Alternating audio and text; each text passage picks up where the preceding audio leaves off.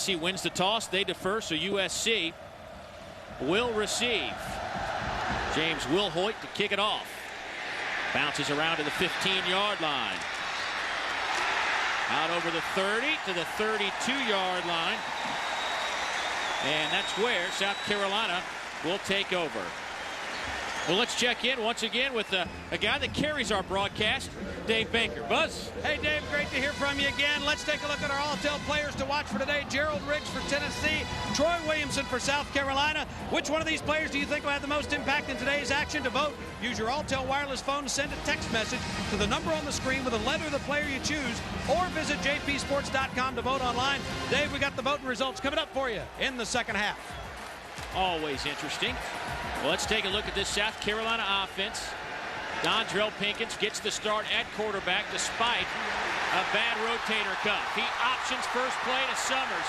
Out over midfield into Tennessee territory. Run out of bounds at the 40-yard line. Corey Boyd on the carry.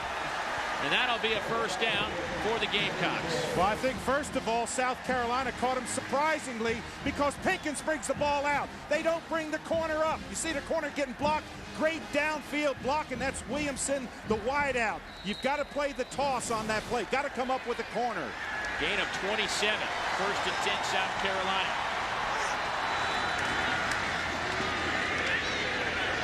That handoff goes to Summers, and he stopped maybe a yard on the play. Jason Allen, a safety, the first one on the spot for Tennessee. Our Chevy starting lineups defensively for South Carolina. You see Summers has to hold on to the football. A short leash for Demetrius today. Fumbled a couple of times last week. Corey Boyd, we saw him. Maybe their best running back when you look at everything he brings to the table. This offensive line, pretty solid. Coach Holt spoke highly of his group of 5 up front. Expects them to play a very good game today. Little razzle-dazzle from the Gamecocks, and it loses about 10 yards on the play. Noah Whiteside tried a little reverse, but Justin Harrell steps in and drops him for a big loss. Yeah, big movement upfield. Look at this, get upfield. You get that kind of penetration. He picked it up right away. Again, you can't allow somebody to get this far upfield. Look how far upfield he is. Makes a super play on that play. They will officially call it a loss of 11, and that'll bring up a third down and roughly 19 for South Carolina. And a flag comes in. Steve Shaw, our referee today. Robbie Gaston, supervisor of SEC officials, also on hand. Substitution infraction on the offense. Broke the huddle with 12. 5-yard penalty. Third down. Our defensive lineup for Tennessee. Harris Harrelson, who has been a man on a mission over the last few weeks. He has 8.5 tackles for a loss this year. The linebacking core have been banged up, but the one constant, Kevin Burnett, the senior, leading this team in many ways. In the secondary, Jason Allen moves from a corner to a safety. All he did was step up and have a career-high 15 tackles against Alabama. 5 receivers in the game. Boyd with that bad shoulder fires over the middle, and a big hit at the 22-yard line. Incomplete. That'll bring up a fourth down. Corey Campbell laid the wood at the 22, and that was a big-time hit. Well, that was a stick. When you come on that crossing pattern and you see the safety dropping back. Now he just reads the eyes and sees Thomas coming across.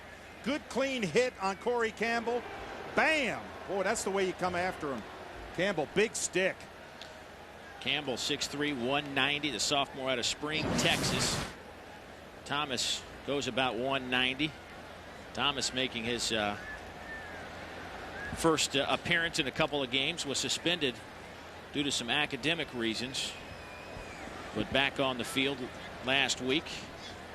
Earned his way back onto this team and took a devastating blow down at the 22-yard line. And Dave, I think, you look back at that pass, that was a lot longer throw from Dontrell Pinkins than I expected to see. And yeah. Coach Holtz told us yesterday that if he has to throw it more than 15, 20 yards with that bad rotator, a slight tear in his rotator cuff, it's going to hurt. Yeah, they said every time he throws that deep pass, he winces. Well, that time he should have had a little bit more on it, because you really leave your receiver wide open. Receiver's going up for the ball. You've got a deep zone rotating coming that way, and the strong safety just reads the play, and he's got plenty of time to get over there. Great hit, though. I want to tell you that. That was a very clean hit. Upper part of the body.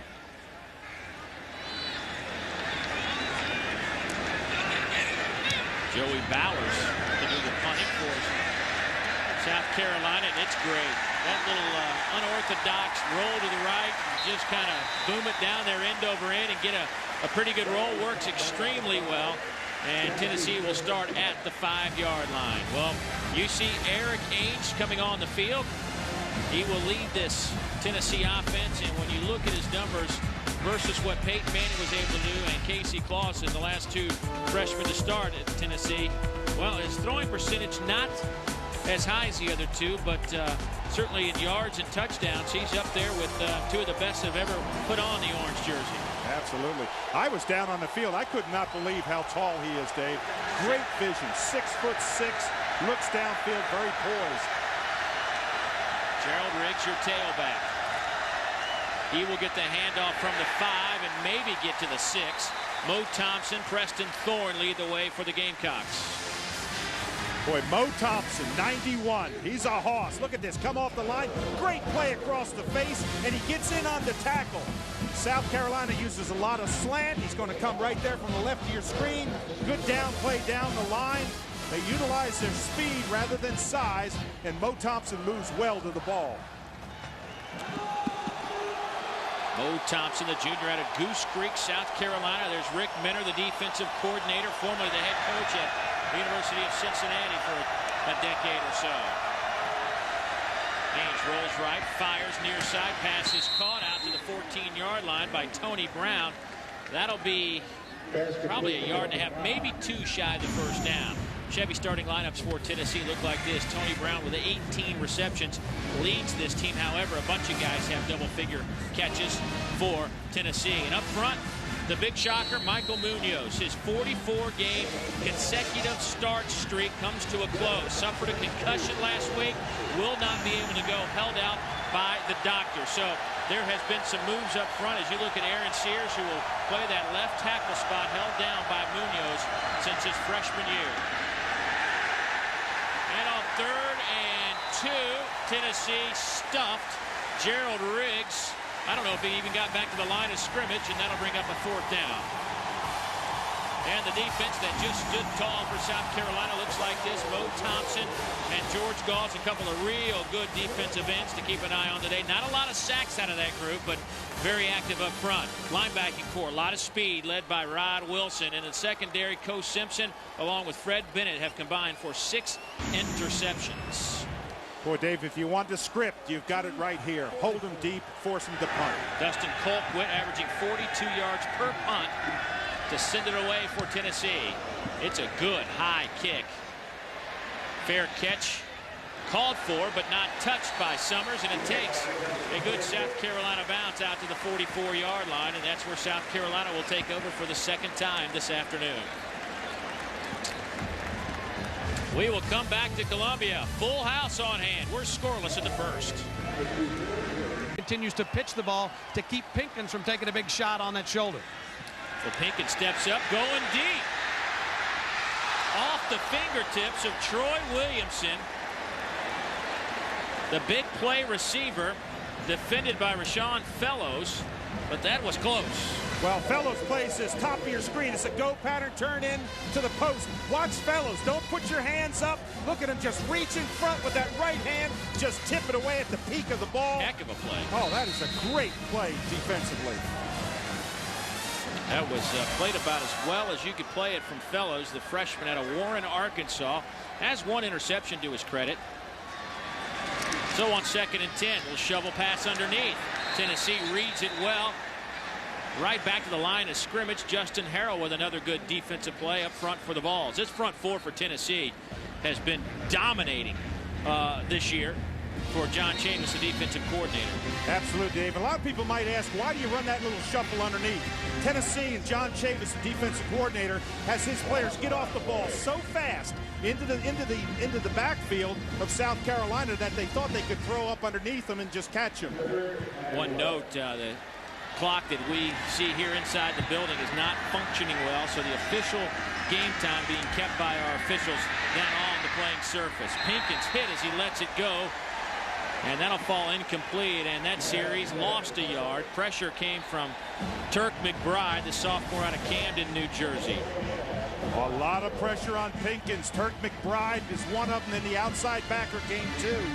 So they just exploded down him. Just came right down his throat, forced him. It looked like it was going to be a crossing pattern where they were going to throw underneath the coverage.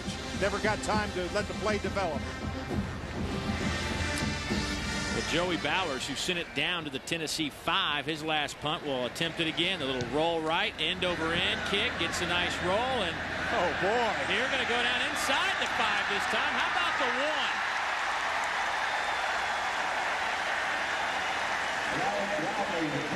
Gonzie Gray downs it for South Carolina. It's a 43-yard kick. Tennessee backed up again. It looks awkward, but boy, is it effective. Back after word from your local stations. We'll go to a bowl game. They feel like this season could be in. Once again, we're having some scoreboard issues here. Handoff to the tailback. Safety. Gerald Riggs is stopped for a safety by the defensive front of South Carolina. And those are our first points of the game. I believe it was Mo Thompson underneath. Might have been Thorne along with him. Look at this left side. They just crush him there. Nobody. You see diving in there. That's George Goss diving in, number 99 from the back side. He gets a hand. But watch. No movement up front. There comes Goss. 99. He gets a hand in there. But look at the point of attack. I mean, they stuffed him on that left side. Rick Minner, the defensive coordinator, says his guys aren't big up front. They average about 280, so they have to use a lot of slants, a lot of movement.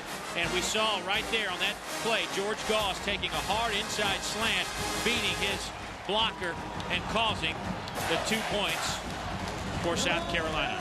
And Dave, what you try to do on that play, defensive linemen just try to get penetration, stop the pile. Then you allow your backers to come and clean up. That was fantastic. Second safety of the year for South Carolina. Let's go down to the field and Dave Baker. Dave, remember the other night on the conference call when we were talking to Randy Sanders, he said because of injuries, he had a real time developing a go-to play. And remember, that left side that got caved in right there is the left side where Michael Munoz had made 44 consecutive starts. The first time his presence has been felt in absentia today. Well, I have a feeling that, South Carolina knows that Munoz isn't in there. Yeah. They'll try to exploit it as much as they can. Yeah, when Randy Sanders said that, he said, well, I like to go behind Michael Munoz, but he's not there. But I think I can go up, but Sears is going to move over. But we got, he's, I don't know where we're going. Well, the first safety of the year recorded by linebacker Marcus Lawrence against the Georgia Bulldogs in week number 2, and now they pick up another one here against Tennessee. Colquitt, high punt from his 20, will hit at the 25-yard line, loose football. South Carolina just stood around, and guess who has it? Tennessee. Robert Boulware comes up with a loose football. Nobody made an effort. That is incredible. They looked at each other as if they're saying, you've got it, you've got it. Both of them were saying, you've got it. Look at him right here. You've got it, you've got it. Summers is back there, and they just let the ball bounce. Heads up play by Tennessee to come down there. Well, special teams was a big advantage in the 2003 meeting that Tennessee won up in Knoxville, a real nail-biter by 3. They were plus 20 in the punting department. They were plus 4 in the punt return yardage. And right now, Tennessee with the biggest miscue on special teams today. Excuse me, South Carolina with the biggest miscue today. And a flag comes down. Delay of game against the Vols. Dead ball, delay of game, number 10 on the offense, 5-yard penalty, first down. Eric Ainge, the freshman out of Hillsboro, Oregon, hasn't had a whole lot of opportunity today. First drive started on the 5, second drive started on the 1. This time they're looking right down that Carolina goal line at the 36-yard line. Boy, if you ever looked at a change of momentum, that was huge, Dave. South Carolina was going to get the ball in great position. Now Tennessee, they need to capitalize on it. Play action to Riggs. Ainge throws it, batted down on the far side by Fred Bennett. Intended receiver was Chris Hannon. Good play, Fred Bennett. Look, he's playing him one-on-one. Gets that hand in there, just drops it out. Surprising he didn't go up with both hands and try to intercept that. He's got great touch, great hands on the ball. Good one-on-one coverage. So second down and 15 now.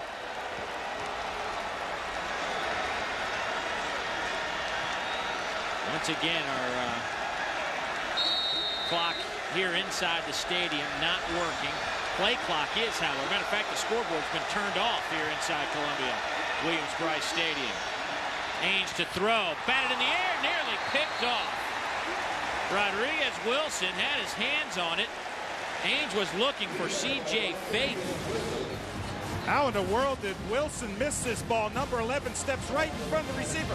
Look right there. He's right there. It hits him right in the hands. Oh, mercy. Got to make that play right there. He had it right in his hands. Good look at the quarterback, read his eyes, come up and make the play. This is a defense that's picked off 11 passes this year. They are +4 in the turnover department. That's 4th in the Southeastern Conference. Third down for Tennessee. Ainge, a lot of time. Again! Picked off by Cole Simpson. Batted in the air by Rodriguez Wilson. And that's the 4th interception for the true freshman out of Rock Hill, South Carolina. Well, this is an assist. First of all, you're going to see the tip right there, up in the air. Look at Cole Simpson. I talked about it. Wilson tipped it. Simpson goes and gets it. Simpson is always around the ball. Just a freshman. They love his style of play. Look at that reaction. Just goes in there with those soft hands. Boy, 3 times that was a charm. They tipped 2 of them and intercept the 3rd. I just wondering what Eric Ainge saw. 3 black jerseys in front of his intended receiver. South Carolina takes over. Handoff goes to Dacus Turmett, the junior out of Washington, Georgia. South Carolina will use 3, if not 4 players to carry this football. Well, we talk about that momentum swings. Tennessee had it. They've just given it back. South Carolina is sky high now with that interception.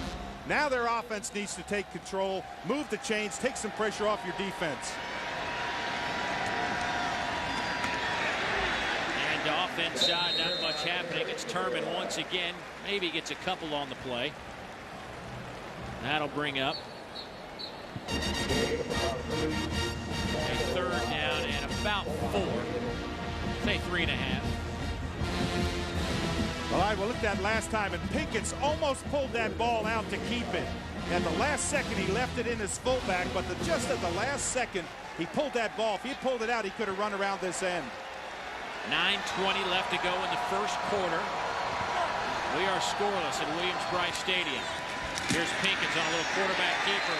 Dives for the first down marker, which is just over the 31. If they spot it at the 32, it'll be a first down, and that is where they will mark it, and you can move the chains. Closed captioning for SEC football provided by Nissan and your Nissan dealer. Dave, when you have a 245-pound quarterback, you can make a play like that. He's as big as a fullback. He's got good speed. Loves to let that little draw block where he lets his back goes in, just in follows him in. Good solid call. Handoff off the right side to Boyd. He gets out over the 35-yard line to the 36. Gain of about 4 or 5 on the play. Boyd, the 210-pound sophomore out of Orange, New Jersey. Tony McDaniel along with Paris Harrelson in on the stop. This Tennessee team has played a lot of close football games this season, and you know, if it comes down to one of those, which it could be, you certainly got to like their chances. They've been in these environments on the road and know how to close out a game when they have the opportunity. John Chavis wants a big rush this time. Oh, somebody moved. Looks like the tight end Brian Brownlee might have popped up, and on 2nd down and about 7, you don't want to make it 2nd down and 12. Dead ball, false start, number 39 on the offense, 5-yard penalty, 2nd down. That's all he did, just flinch down out of his stance. Well, you know, the South Carolina team is, in terms of penalties, second fewest penalized team in the SEC, just over 40 yards per game. Take a look at our Hummer scoreboard. Out of the Big 12, a big one going on there. Oklahoma up by a touchdown. West Virginia over Rutgers. And Purdue on top of Northwestern. That's early in the first quarter. Pinkins trying to set up a little screen. Does so to Boyd. Out over the 40. Close to the first down at the 43-yard line. Broke a couple of tackles. Jason Mitchell finally ran him down, but that took a while to set up, Dave, but it worked. Yeah, your quarterback has to drop back. Now, find Boyd. There he is, number 3. Watch him make people miss. Right there's one miss. There's 2 missed tackles. Then the third one, and he stretches. And what about Dondrell Pinkins? Think he liked that? Look at that. You don't often get that kind of yardage on a little screen play. Give him a gain of 12 on the play. They're going to measure. I thought he actually fell forward to pick up that first down, but they're going to say he's about 6 inches shy of that. You know what I would do if I'm Lou Holtz? I think I'd almost go for it. You got a little bit of momentum. Your defense is playing well. Hey, try a hard count. Come after them. But Tennessee is such a strong front four. They've got great strength up front. And it will start on the ready for play. Well, it's actually just third down, so he's got 2 chances to think about it for Lou Holtz. Oh, that's my mistake. He doesn't have to worry about it. Finally get the scoreboard back in operating. 7-18 and counting here in the first quarter.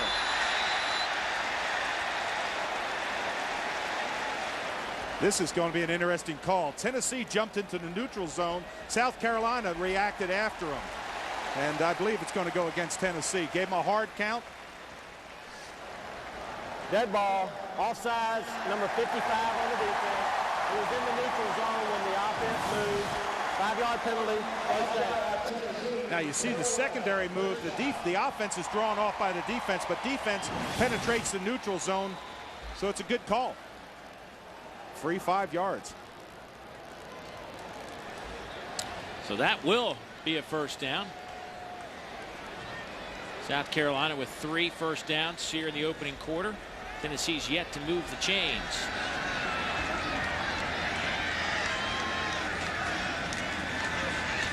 Little option, and Dondrell Pinkins will keep it into Tennessee territory. Paris Harrelson brings him down.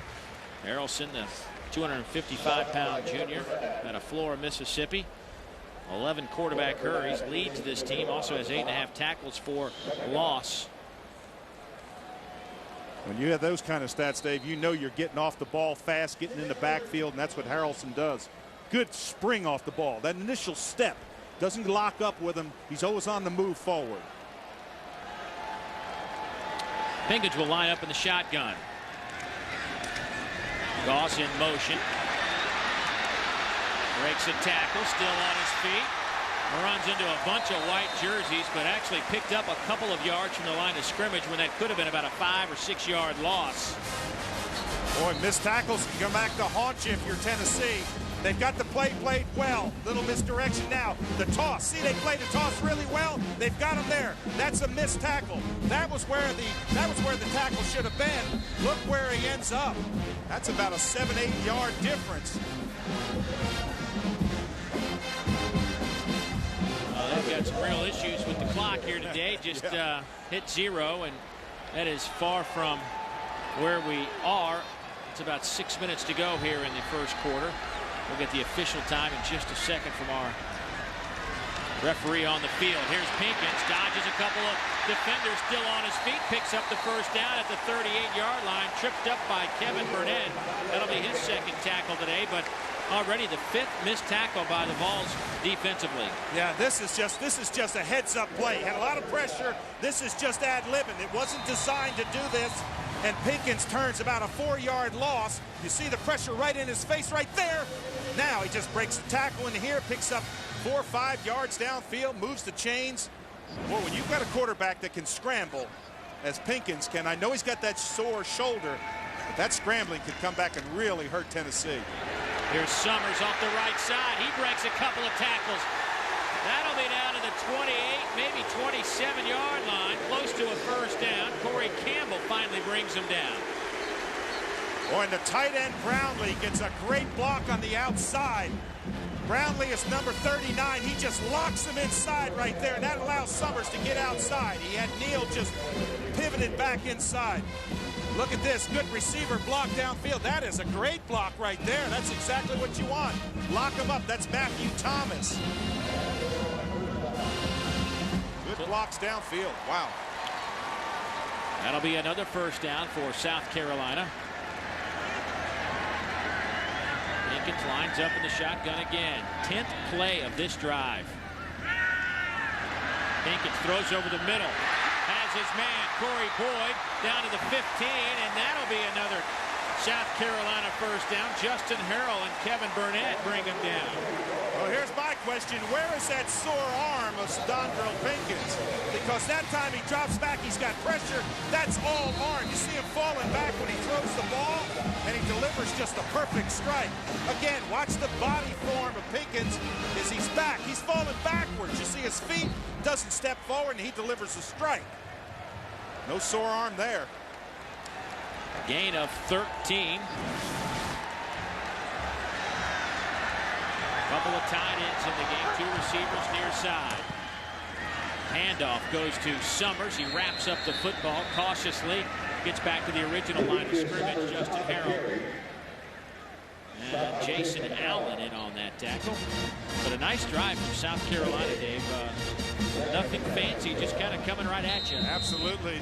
I said that they had to take the momentum back because it had switched to Tennessee when they got that turnover, and they have. They need to drive the ball, give their defense a rest. For Philip Fulmer, he's saying, hey, I want to get my defense off the field. I want to see what Eric Ainge and our offense can do. 3:35 to go here in the first quarter from Columbia, South Carolina. Second down and 10 for the Gamecocks. And handoff off the left side. Carson Askins, a backup tight end, comes in and gets the handoff off the left side. Yeah, you don't see 91 run with the ball very often. Not a running back with 91 back there, but does a good job. Protects the ball well, bursts through the line, picked up about 5 yards on the play. Lou Holtz wants a timeout. Coach Holtz wants a timeout. He will get it. We will step aside. South Carolina is on the move. Back to Columbia after this. That before I left town. You're going to give out the address? Third down. And 6. Pinkins to throw.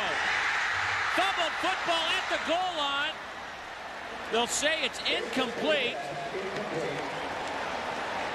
Carson Askins, the man who carried it moments ago, was hit by Rashawn Fellows right at the goal line. You be the judge. Did he have possession or not?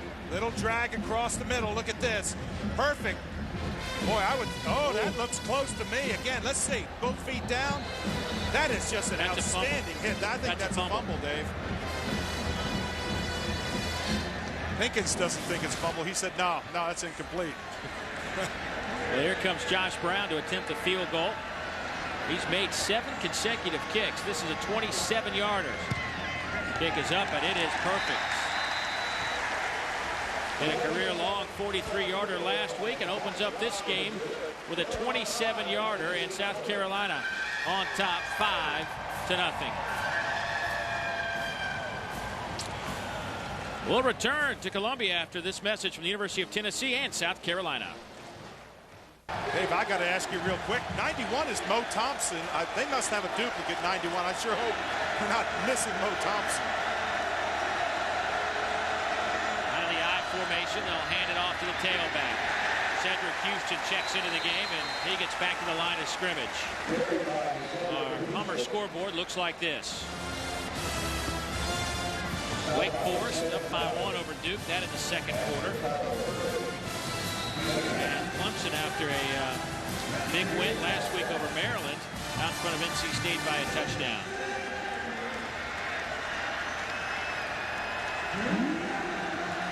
Now, if you're South Carolina, can you do it again? Is it another charm where you can stop Tennessee? High-powered offense. They just need to get cranked up. Here's the pitch. Meacham gets wrapped up at the 15. A flag is down at the line of scrimmage on the far side of the field. Rodriguez-Wilson, a speedy linebacker, the transfer from a safety position down to kind of that spur linebacker role, has great speed. And Coach Minner told me right before the game, I asked him, who's practiced well this week? He said, well, no question, Rod Wilson comes to practice every single day. So nothing's changed in that department. There was no flag. The formation was legal. One thing that's making South Carolina stop Tennessee is the number of black shirts that are getting to the ball. For Lou Holtz, he's got to be excited about that. That time as the tackle was made, and of course, Rick Minner, the defensive coordinator, that time there were 6 or 7 shirts on top of the tackle. Well, it's 3rd down and 13.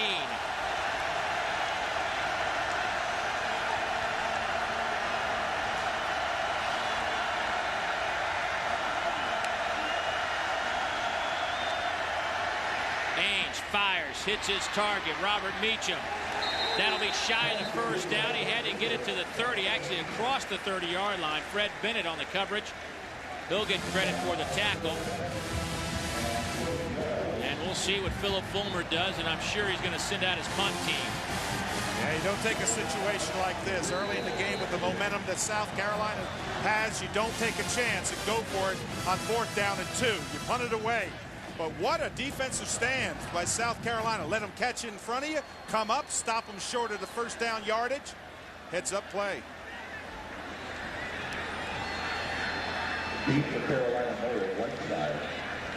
So on 4th and 2, Noah Whiteside will stand back at his 26-yard line.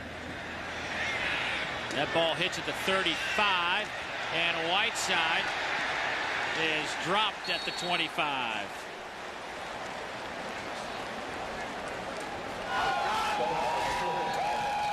Well, fans plan to pick up a Chick-fil-A tray for your tailgate party on the road or at home. There are 8 trays of your Chick-fil-A favorites, including chicken nuggets, brownies, and fresh Cool Wraps. It's an instant tailgate party, so plan on visiting the Chick-fil-A nearest you. All right, let's clarify this right now. Get this out in the air. There are 2 91s on this South Carolina roster. There's a tight end who is listed as Carson Askins, the redshirt sophomore from Hemingway, South Carolina, and there he is. Well, the 91 that has been active offensively has been Mo Thompson, the defensive end. Well, Mo is a former tight end in high school, ranked as probably the top 15 tight end in the state of South Carolina. Here's Corey Boyd, who certainly is picking up a lot of yardage out over midfield. What a run for Boyd. Great blocking made this play go. Turman leads the block. Turman gets Corey Campbell, number 26, and puts him on the ground. Watch Turman, top of your screen. Boom, there's one block. Now watch this block right here. He drives them down on the ground and just runs through them. Then Boyd does the rest. He makes people miss. Look at the number of yards that he picked up, and Corey Boyd comes to the sideline, got a little limp in that step. Gain of 28. Here's a little toss sweep. Gonzie Gray inside the 30 down to the 27-yard line. Another first down. And South Carolina's run game is rolling along after the gain of 19. Well, they get 3 guys out in front. Good block on the corner right there on the outside tackle. Then good roll block there. Now look at Gonzie Gray just explode through that hole.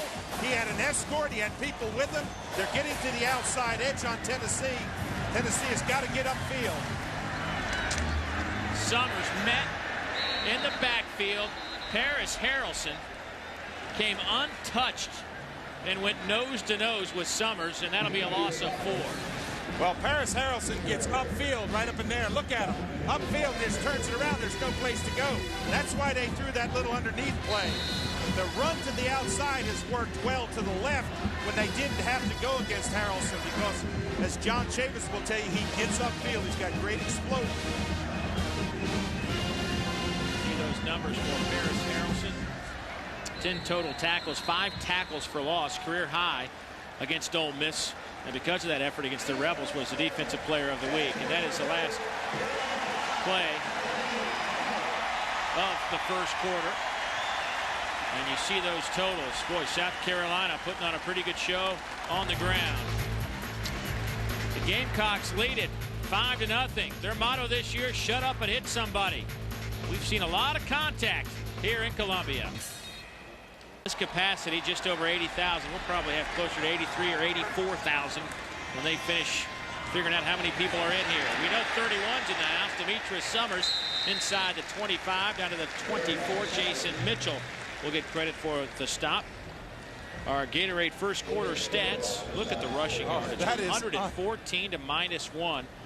Total yards, South Carolina dominating. And how about the 11 minutes, 46 seconds time of possession to just over 3 for South Carolina. And right now, for the third time, we're going to say the scoreboard's back and functioning, but we'll hold our breath on that.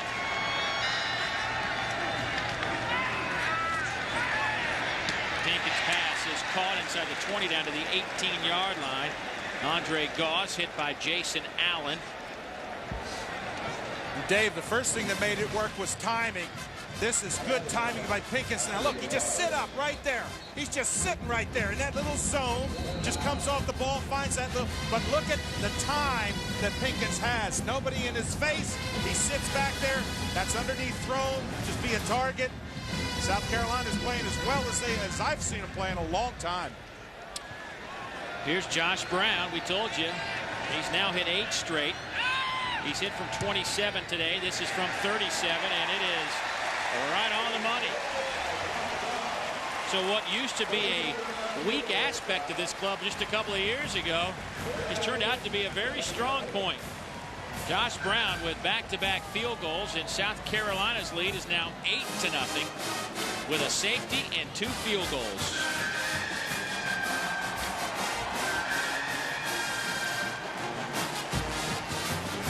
Let's check in with Dave Baker, who has a very special guest. Buzz. Dave, you're absolutely right. David Salyers is the VP of Marketing for Chick-fil-A, one of the best friends JP and the SEC has. David, it's been another great year for Chick-fil-A. There's no question about it. And one of the reasons is that we associate ourselves with excellence like we see here today. We are so thrilled to be part of JP Sports, part of Carolina and Tennessee football today, part of the SEC. And we become like those we associate ourselves with. And this is the kind of passion and excellence that we like to be associated with. We've got the Chick-fil-A Peach Bowl coming up again on New Year's Eve. It's turned into one of the premier bowl games in the country. We're looking forward to it. One of the things we really like about the Peach Bowl is the opportunity it gives us to give back to charity. Last year, it was the #1 bowl in the entire country. We gave back over $400,000 to charitable activities. We're tickled to death that you're going to be the presenting sponsor for the Chick-fil-A Championship Saturday again as we get ready for the SEC Championship game. But talk just a little bit about all the work you do for the kids that work in your stores.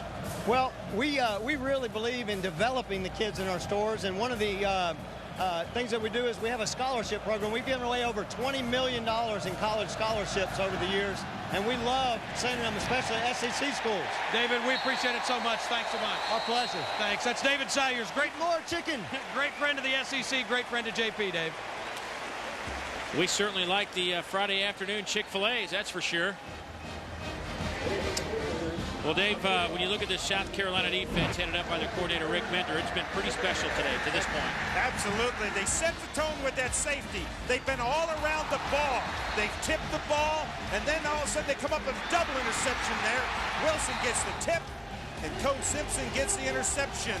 So their defense has played strong, Dave. I don't know if you can play any better than that. Well, Brent Schaefer checks in at quarterback for Tennessee. Eric Ainge on the bench after an ineffective first quarter. We'll see what the left-hander, the true freshman out of Deerfield Beach, Florida, has to offer. First play is a pass dropped at the 36-yard line, looking for Tony Brown. Underthrew him just a little bit.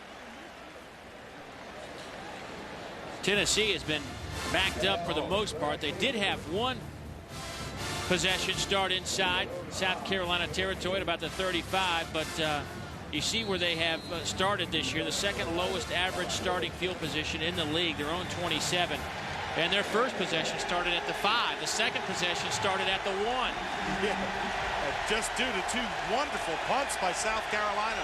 What you're trying to do right now, if you're Brent Schaefer, is trying to get a little spark. That's what Randy Sanders wants, spark on offense. Little quarterback draw. Here's Schaefer to the 25, to the 27. He'll be about 3 yards shy of that first down marker, and that'll bring up a third down. And boy, when you bring in Schaefer, you really open up your offense's running game a little bit. He's just one more dimension you have to worry about from a defensive standpoint, and that's his ability to get outside and can pick up some yardage. Absolutely, where Eric Ainge is the passer, 6'6", looking downfield. He'll scramble. The scrambler is Brent Schaefer.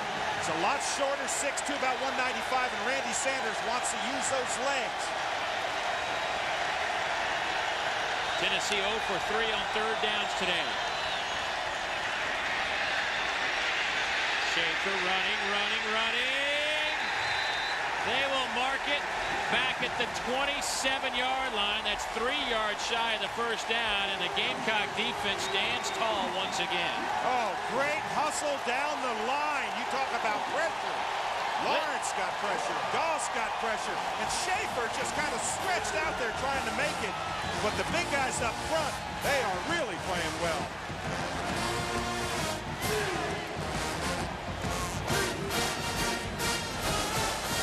Well, it's been a long time since we've seen a Tennessee offense, Dave, shut down like this. Dustin Colquitt to punt it away.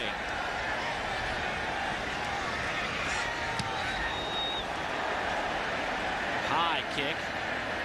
Noah Whiteside calls for the fair catch at the 30. And Whiteside took a little bit of a pop. A Tennessee player just kind of touched him in the gut. He fell down like he got hit. Gosh. Pretty hard. I think you're right. 43-yard punt by Colquitt. We'll step aside. Gamecocks leading it by 8. Columbia, Dave Neal, Dave Rowe, and Dave Buzz Baker. Glad you could be with us.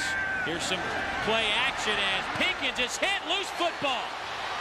Corey Boyd with a heads-up play, recovers it back at the 10-yard line. Paris Harrelson with the big hit. They tried a little trickery, and it didn't work. Absolutely. Pinkins has the ball. He's right there. Now he turns around, and look at him get hit. I didn't see the arm go forward, so that's a fumble. Heads-up play by Boyd. You just jump on it. You don't try to pick it up, run with it, or anything. A loss of 17 on the play. That'll bring up a 2nd and 27. First down marker is at the 40. Little shovel pass. That didn't work as Justin Harrell and Jesse Mahalona step up to record the tackle. And Jesse a little motivated. Jesse a little banged up but fighting through some pain. Didn't get the start today. Turk McBride did. Has a bad knee, but stepped up and played well last week on that bad knee against Alabama. Boy, Mahalona's really been a surprise for him. Stepped up and gave him that depth at that inside tackle position. This is where you're going to find, oh, we get a penalty flag, but this is where it puts a lot of pressure on Pinkins because he doesn't have that long arm. He has that rotator cuff tear. Dead ball, substitution infraction on the offense. Half the distance to the goal, third down. That's the second time South Carolina's been whistled for that illegal substitution. Somebody's jumping on the field and not getting off the field quick enough, or too quickly, not giving the defense an opportunity. That's why you see more and more of these substitution violations. Part of the rules coming into the season was to give the defense more of an opportunity to set up, making an equal playing field, if you will. Absolutely. Don't trick them. You got to beat them. See if Tennessee comes with some pressure now. Swing it over to the far side. Troy Williamson. He has a couple of huge touchdowns. As a matter of fact, in this building last year against Virginia, he went 99 yards. So everybody in this facility holding their breath. But it'll bring up a 4th and 20, and South Carolina will have to punt. But it was a good, safe call. It was that underneath screen where they threw to Williamson, and he tried to use that speed. He was one player away from breaking it, but that's a safe play. You get at your punter a little bit more room. Now, can they get another punt like they've had? Just a straight kick this time, and it's a good one. Taken by Tinsley, and he's dropped at the 30-yard line. Punt of 48 yards. Well, coming up Saturday at 12:30 Eastern, 11:30 Central, you will see now one of these two games, Georgia at Kentucky or Arkansas at South Carolina. Check local listings for the game in your area as we head into the last month of the 2004 season. The Bulldogs and Wildcats are the Razorbacks and Gamecocks. And you can log on to jpsports.com and click on the Regions Bank Road Trip Planner for the quickest routes and all the information you need traveling around the Southeastern Conference. Here comes Tennessee's offense that has been held in check. They have been sluggish the past couple of weeks. Offensively, trying to find some rhythm. 3 receivers to the top. Schaefer is your quarterback.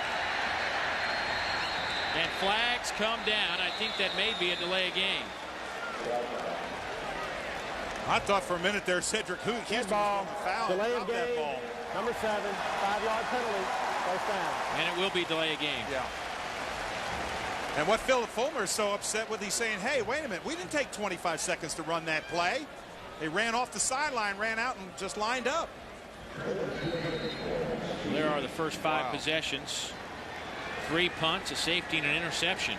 Well, look at the length. 3 plays and out, 3 plays and out, 3 plays and out. 4 times they were 3 plays and out. Cedric Houston is the tailback. He'll get the handoff. Houston with a big hole. Cedric Houston across midfield, cuts it back down to the 35. And a late flag comes flying in.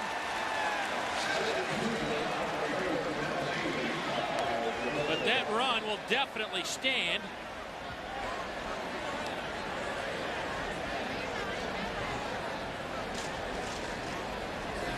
We'll wait for the call. Steve Shaw, our referee today. During the run, number 87, blocking the back on the offense. 10-yard penalty from the spot of the foul. The play will result in 1st and 10. And Dave, we may be able to see that it was on Co Simpson, tail end of the play here. But what about Cedric Houston coming out there and just, there's the block right there. That's the block in the back. But how about Tennessee? Yeah, there's the block in the back right there. But how about Tennessee? When everything's not going well, you go right back to what you do well, and that's a Cedric Houston run. Well, it's from the spot of the foul, so it will be a first down inside South Carolina territory. You see Cedric Houston's career numbers. That's Tennessee's first down today.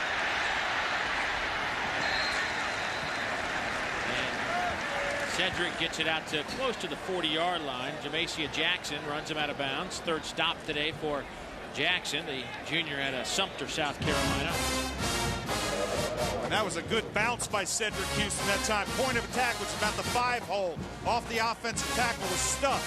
He came off that, bounced to the outside, picked up positive yards. Picked up about 6-7 yards on the play. So 2nd down and 4. Good situation for Tennessee. High formation. Rakes the tailback. Schaefer keeps it. Fakes out. Fred Bennett comes back near side. Lofts it up. Has Riggs at the 20. To the 10. Down to the 7-yard line.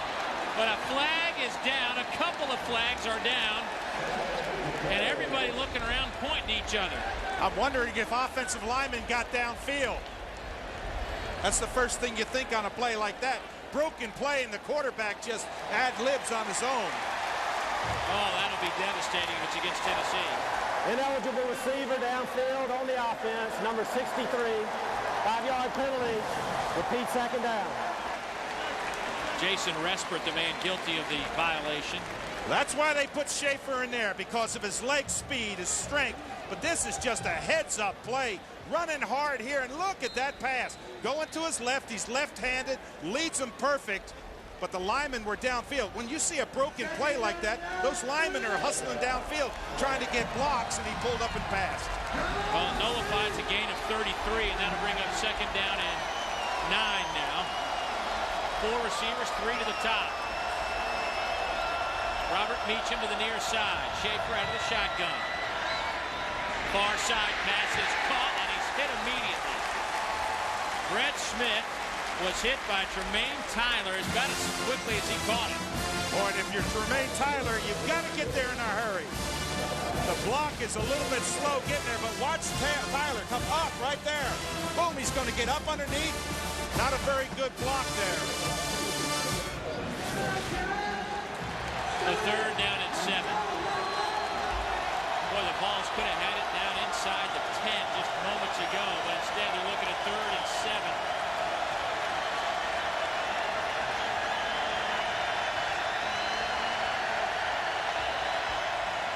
It's a blitz.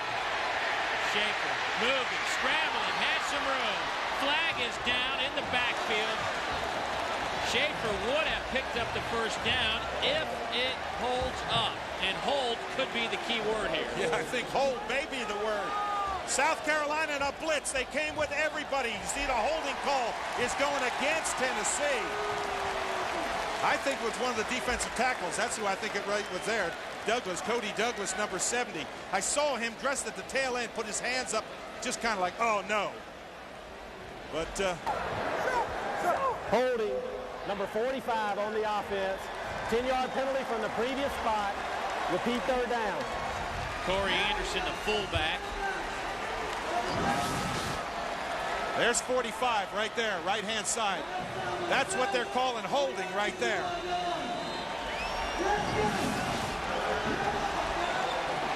And on a 3rd down and 17, Tennessee brings in Eric Ainge at quarterback.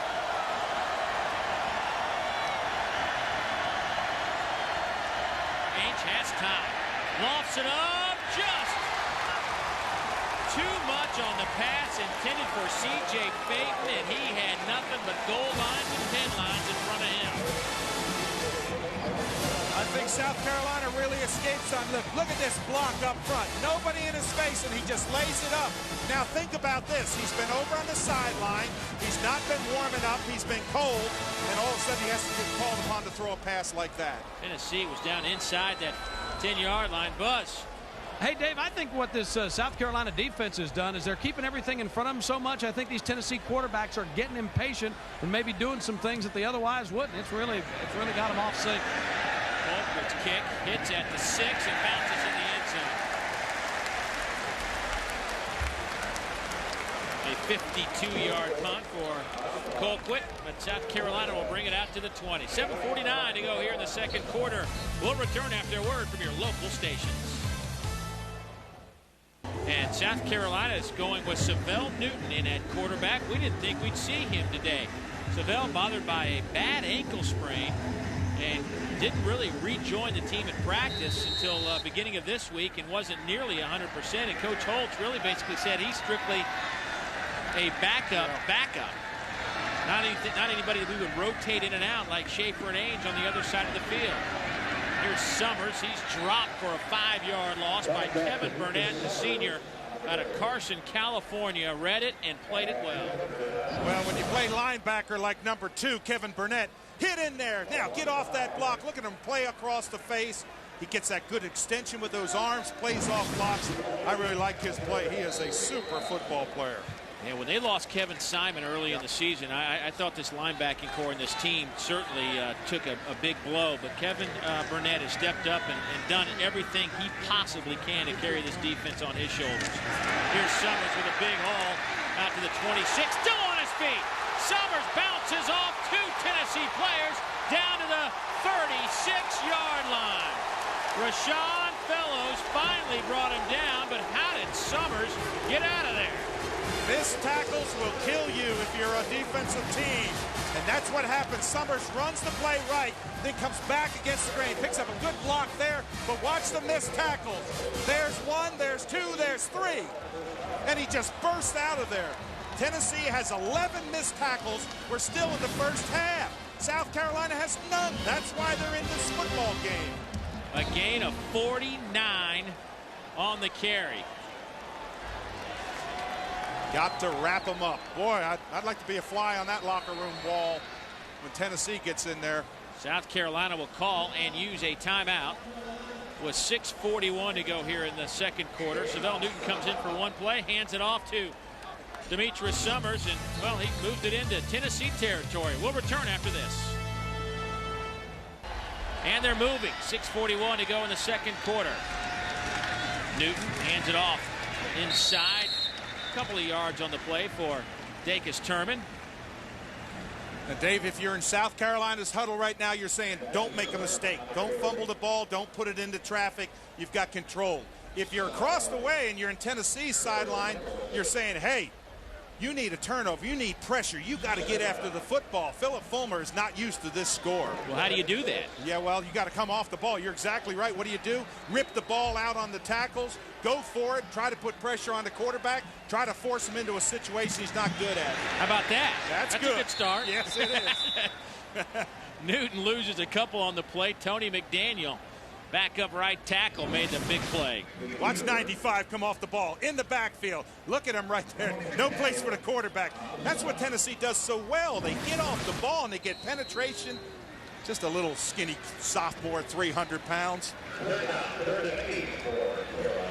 Troy Williamson, a big play receiver, has been kind of quiet today, but he is one of those, he's a finalist for the Blitnikoff Award, one of the 11 announced earlier this week.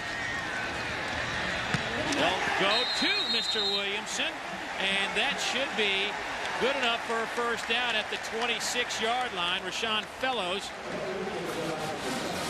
makes the play for Tennessee, and that will be a first down. Heads-up play by Williamson, got right to the perfect spot. Yeah, a little curl out and just a strike, throws it right to him.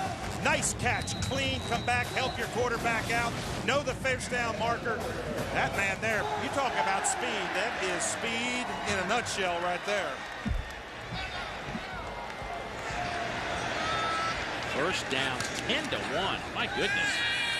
Here's Newton on that bad ankle. Will throw it near side. Pass is caught by Gauze out at the 8-yard line. That'll be another first down, and it sets up a first and goal, a gain of 17. This is an interesting pattern. It's a crossing pattern. One's going to come from the right, one's going to come from the left. See the cross right there? What a strike. No pressure on the quarterback. Again, quarterback standing back there. Not a whole lot of pressure. He's moving, but good pattern right there, crossing pattern. So right now, South Carolina can do no wrong. Now, you're inside the 10-yard line. You got to think you can run it in. Mo Thompson, the defensive end, lines up in that backfield, gets a good block. Handoff goes to Corey Boyd. He gets a couple on the play. But right now, Dave, South Carolina in the red zone only converting 62% of the time. That is dead last in the Southeastern Conference. They've thrown it away a couple of times. They've turned it over a couple of times. But the bottom line is 11 touchdowns and 29 opportunities. Not a great success rate. No, that's not going to get it. Interesting, that time South Carolina came out in a T formation. 3 backs across there in the same formation. That's T formation right there, fans. That's old school. Mo Thompson in the middle. Handoff goes to Turman. And Turman, nothing doing as Jesse Mahalona steps up and makes another big defensive play. Gosh, you don't even get out of their stance. Watch the pressure right to your stand. Oh, what a wow. Play. Mahalona is off the ball. Look at him just exploding through there. Great penetration. That's the way you stop it. A loss of 5, and that'll bring up 3rd and goal now from the 11.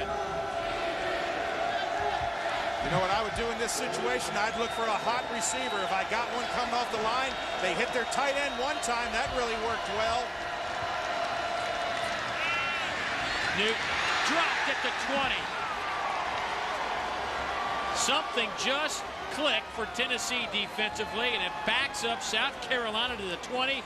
Paris Harrelson with his 2nd sack today.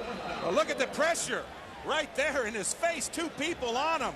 No place to throw. You talk about pressure coming. Look how quick. Look at that. Oh, man. And you know who missed that block? Yeah, Mo Thompson missed that block, 91. There's a reason he's a defensive end. That's exactly right. Well, here comes another field goal. This one from 37 again. He's already hit from 37 once today. This time he misses. Wide left. Wow. Remember that drive. You drove the football the length of the field, and you miss a field goal. Watch the ball. It's going to curve left. Oh, it never even has a shot. There's the oh, it doesn't even have a close one. So Brown's streak of 9 straight field goals comes to an end.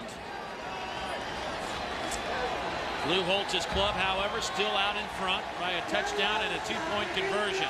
Tennessee takes over at the 20. They have been stymied all day. 69 total yards. Here's Schaefer. Throws on the run. Flag is down at the 15-yard line. Robert Meacham makes the reception. But Tennessee has already been penalized 6 times today for 41 yards. That's almost their per-game average. They have made more miscues in this game than I'm just used to seeing a Tennessee team make. Holding, number 45 on the offense. 10-yard penalty from the previous spot. Repeat first down. Hey fans, be sure and enter the Toyota You Pick'em contest. Just go online at jpsports.com and click on the Toyota banner, pick the winner of each week's game, and automatically register to win an all-expense-paid trip for 2 to the college football game of your choice, the Toyota You Pick'em contest. Well, Philip Fulmer certainly probably getting a little steamed at some of the penalties his club has committed here in the first half of play. Here's Riggs bouncing around out over the 20 to the 24-yard line. Rodriguez Wilson, the senior out of across South Carolina, makes the tackle. Clock moves to 26 and counting here in the first half. And Dave, when you see Philip Fulmer take off that headset and put it around his neck, that is not a good sign. He is not a happy camper when he puts it down around his neck. He's got it back up on his headset now, but boy, he took it off, just stuck it around his neck. On second down, hands it off to Riggs. Riggs gets a couple. That'll bring up a third down and relatively short. Tricky situation here for Tennessee with the clock under 2 minutes. South Carolina only has 1 timeout remaining. Tennessee has all 3 of their timeouts. A big third down here. Rick Minner, the defensive coordinator, who has found a way with his defense to really slow down Tennessee. We'll have to look at Eric Ainge now, who comes in at quarterback on a third down possible throwing situation. A lot of time on this play. This is ticking away.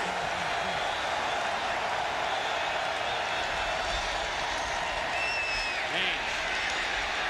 Pressure comes. Hands it off to Riggs. Riggs needs to get to the 30, and he does. A huge first down for Tennessee. Fred Bennett makes the tackle, but Eric Ainge with a heads-up play got it to his tailback Gerald Riggs, who dove for the first down. Look at the pressure by Gauze, and he just flips it out to Gerald Riggs. And what does Riggs do with it? Get that first down. He knows how to run that football, gets that head down, leans across.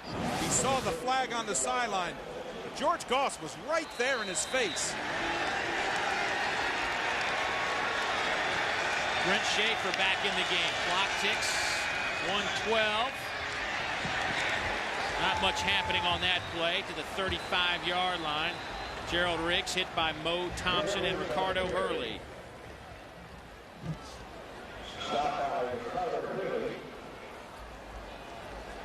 Time for our Chick-fil-A nugget of the game, and we'll take a look at the Colquitt boys. Jimmy, Dustin, and Craig. When you look at those numbers, I mean, talk about legacies of punting, keeping it in the family. You and I were talking about one of the greatest of all time, Ray Guy, from the South here, and you play with him with the Raiders. Yeah, and his average, I don't know that he was a 42, 43 yard. That's a long way out there. That's just a great average. By the way, Tennessee takes time out. But Tennessee has won the last 4 games in this series by an average of 5 points. That's a total. No game in the last 4 has been decided by more than 8 points. And in 2000, Travis Henry ran for a 1-yard touchdown with 26 seconds left for a 17-14 win. Year later, another 1-yard touchdown run gave Tennessee a 7-point win. And then in 2002, Casey Clausen ran 5 yards for a score and an 18-10 win. And how about last year? 8th-ranked Tennessee beat South Carolina by 3 as the Vols' James Banks scored on a 4-yard touchdown pass from Casey Clausen in overtime. The last 3, 2000, 2001, and 2002, the winning drive were just chewed up yardage. 16 plays, 68 yards. 12 plays, 70 yards. I mean, it's just they've been able to close it out late in the game. Absolutely. You know, one interesting change I see, South Carolina has changed cornerbacks. Fred Bennett's not in there. 2nd and 6.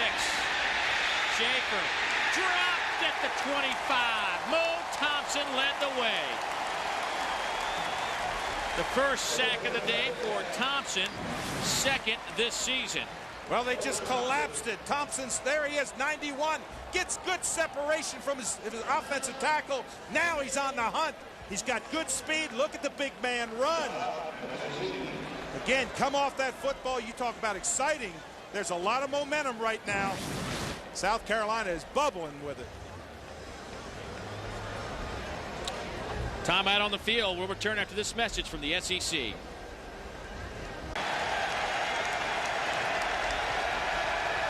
Third and 18, 4 receivers. Schaefer out of the shotgun. Comes near side. Throws deep. Passes. Caught at the 21-yard line by C.J. Fake. Schaefer does a great job of getting outside the pressure. He uses that speed to get outside the pocket. He rolls out now. He's on. Look at that. That's as far as he's going to throw it. Look at the bottom right here. Good concentration. Had a hand in his face. The ball came out after he hit the ground. The official in great position to make that call. See, he's got control of it right there. Ball comes out when he hits the ground. Crowd doesn't like it, but it's a 55-yard pickup, 42 seconds to play. Eric Ainge in at quarterback. Ainge throws high on the far side of the field and stops the clock with 36 seconds.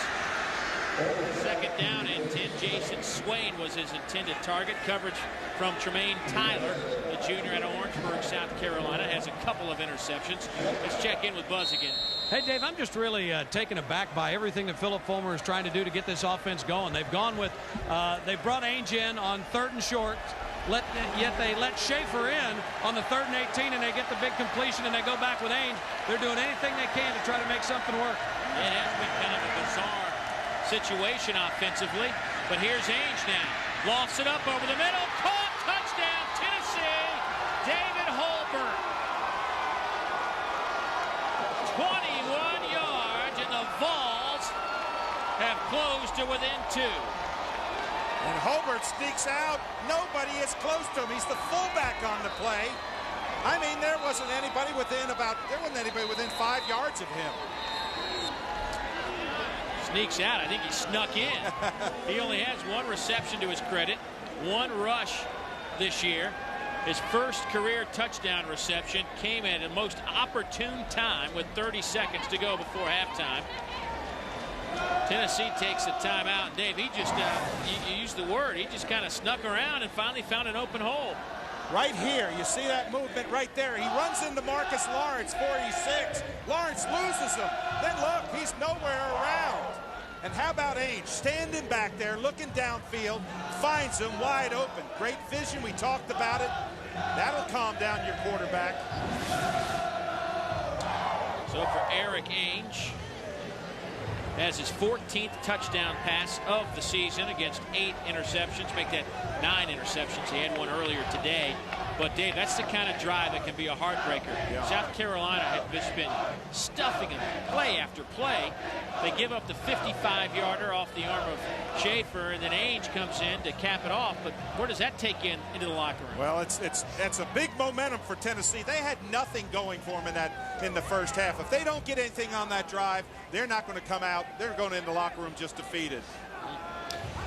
Next week should have some more good football, and one of the games that some of you can see, check the listings in your area, is Georgia at Kentucky. We'll get a chance to see those Georgia Bulldogs who in about an hour and a half kick it off against Florida.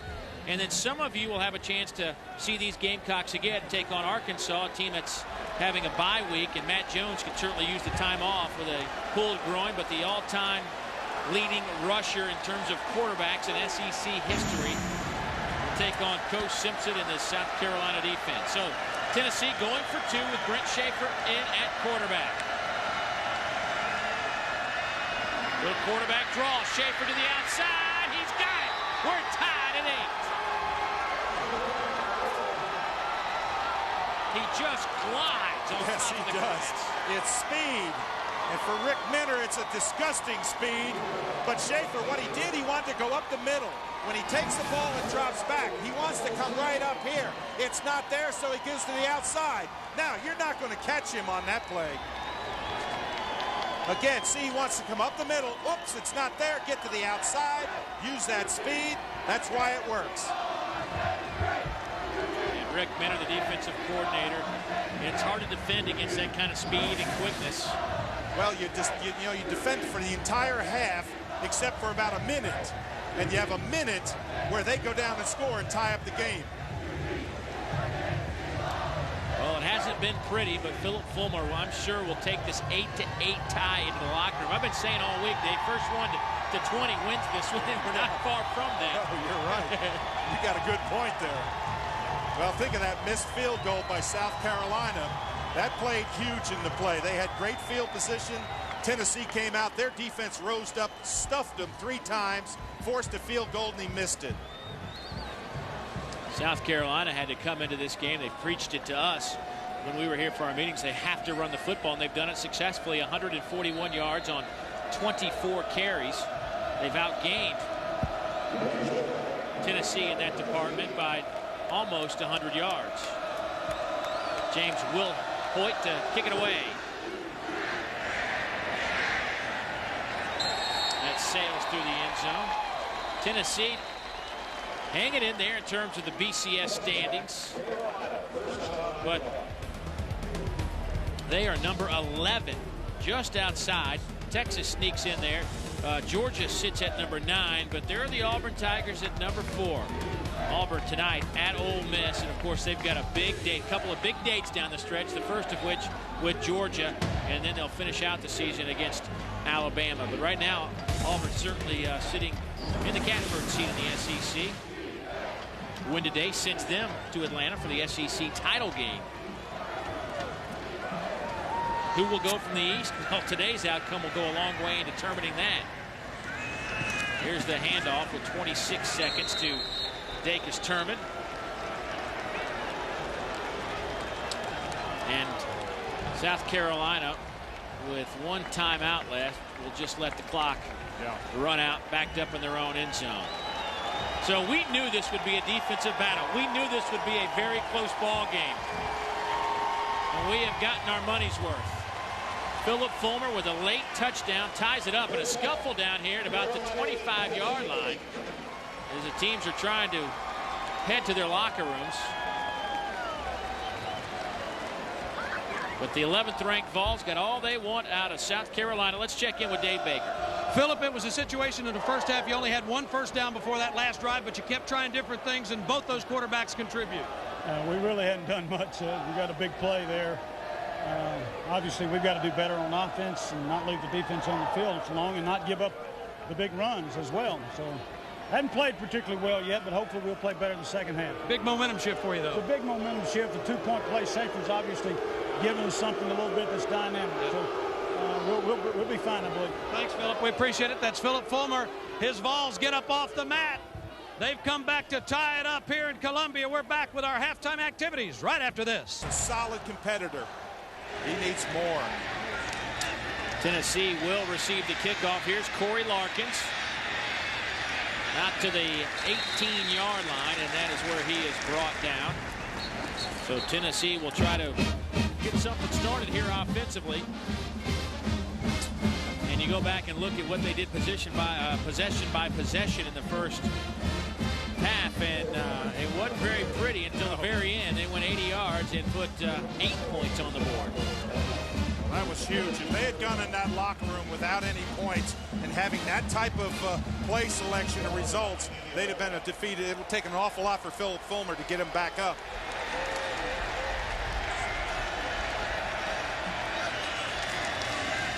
Schaefer's in at quarterback. Hands it off to Cedric Houston. Here goes Cedric Houston. 1 man to beat, brought down at the 27-yard line by Co Simpson. Just your routine toss play, and bam. Well, Cedric Houston is anything but routine. They kick out right in there. They get a good block right in there. Now watch him cut back against the grain right there. Looking downfield, picking up blockers. You see him switch that ball. Now put that other hand up there. Hold on to that ball. And what they did, nice block right there. Sears got a great block on Mo Thompson. Kicked him out on the play. That's what made it work. Gain of 55 on the play. Drain Tyler, I thought, did a nice job, Dave. He was the one man that I thought Houston had a chance to beat if he gets past him. But Tyler contained him and let his defense come back and bring him down. Yeah, he could see his people behind him. He did a super job of just not taking one way and have Houston go the other way all the way in for a score. High formation, 2nd down and 8. Gerald Riggs in at tailback. Corey Anderson, the fullback, who slides to the left. Play clock at 6. Here's Riggs. Stopped at the line of scrimmage. Dave, if you're standing inside that South Carolina huddle, what happens is you say, okay, they broke a big play on it. Forget about it. You get right back in, you try to scramble and hustle to the ball. They need somebody to step up big, need to stop them here. If you're in the Tennessee side of the ball, you're saying, hey, we're blowing them off the line of scrimmage. Just keep it up. Eric Ainge checks back in at quarterback. Tennessee 2 of 7 on 3rd down conversions today. This year on 3rd down, they're 9th in the league, under 40%.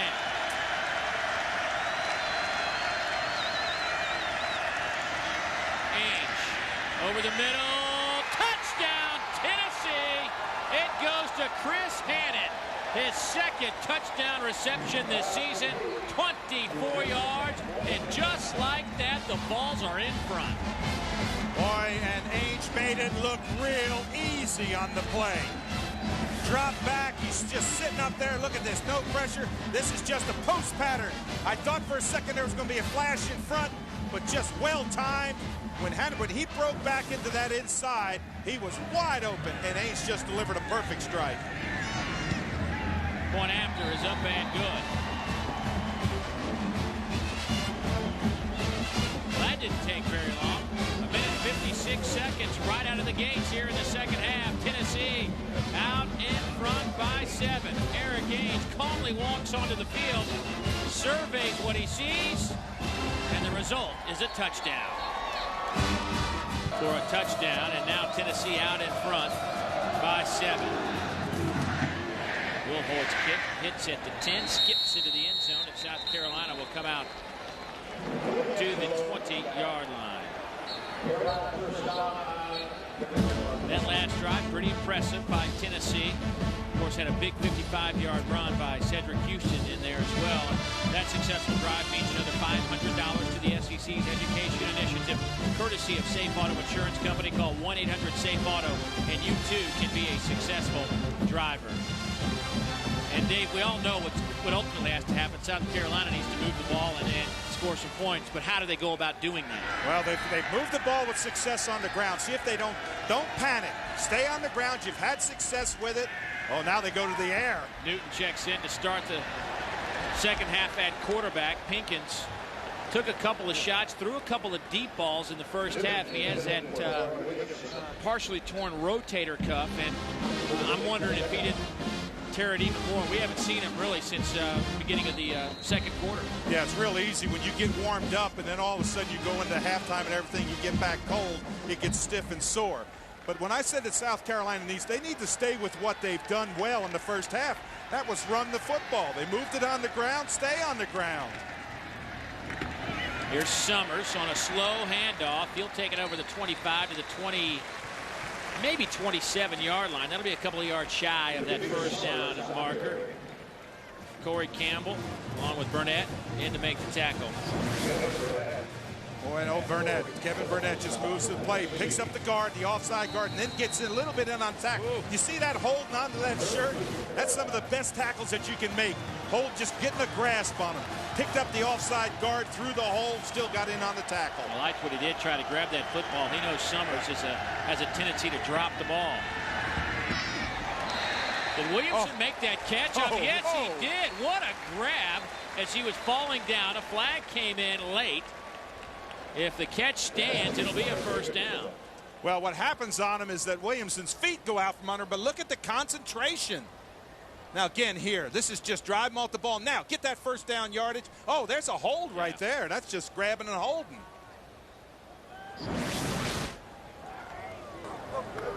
Pass interference, number 36 on the defense. The penalty will be declined. The play results in a first down. So big catch from Williamson, their big play receiver. And that'll bring up a first down and 10. Out to the 33-yard line. And Dave, they split Williamson way out to the top of the screen. He's way up top. He's in a one-on-one situation. I just go to him. I try to throw to him. Williamson, top of your screen. There he goes, looking up for the home run ball. It's picked off at the 15-yard line. Jonathan Hefty, the freshman from here in South Carolina, Rock Hill, South Carolina, with a nice defensive play. It's a go, but there's not enough arm on the ball. What happened is Newton didn't have enough arm. He underthrew. You see the defender right in spot. Williamson has to go to be a defender, but what a coverage there by Hefty. Just run along there, play the inside, but the ball was underthrown. Needed more arm. Well, Hefty coming back home to play in front of a lot of family and friends. He actually went to high school with Co Simpson, the safety from South Carolina. Two tremendous young talent here in the Southeastern Conference. Handoff goes to Riggs. Not much happening on the play. Maybe 3 on that carry. Hey, what do you think about going for the home run ball as you see Fred Bennett limp off? What do you think about going for the home run ball? Well, I like going for the home run ball. If I've got a Williamson out there who's got that kind of speed, he just didn't throw it far enough, or long enough, I should say. Nothing wrong with that. The ball turned the ball over inside the 20. That's as good as a punt. But right now, South Carolina, what they need to do is they need a stop. They need a 3 and out, get the ball back for their offense. Schaefer keeps it, has some room. Out over the 30, that's a first down.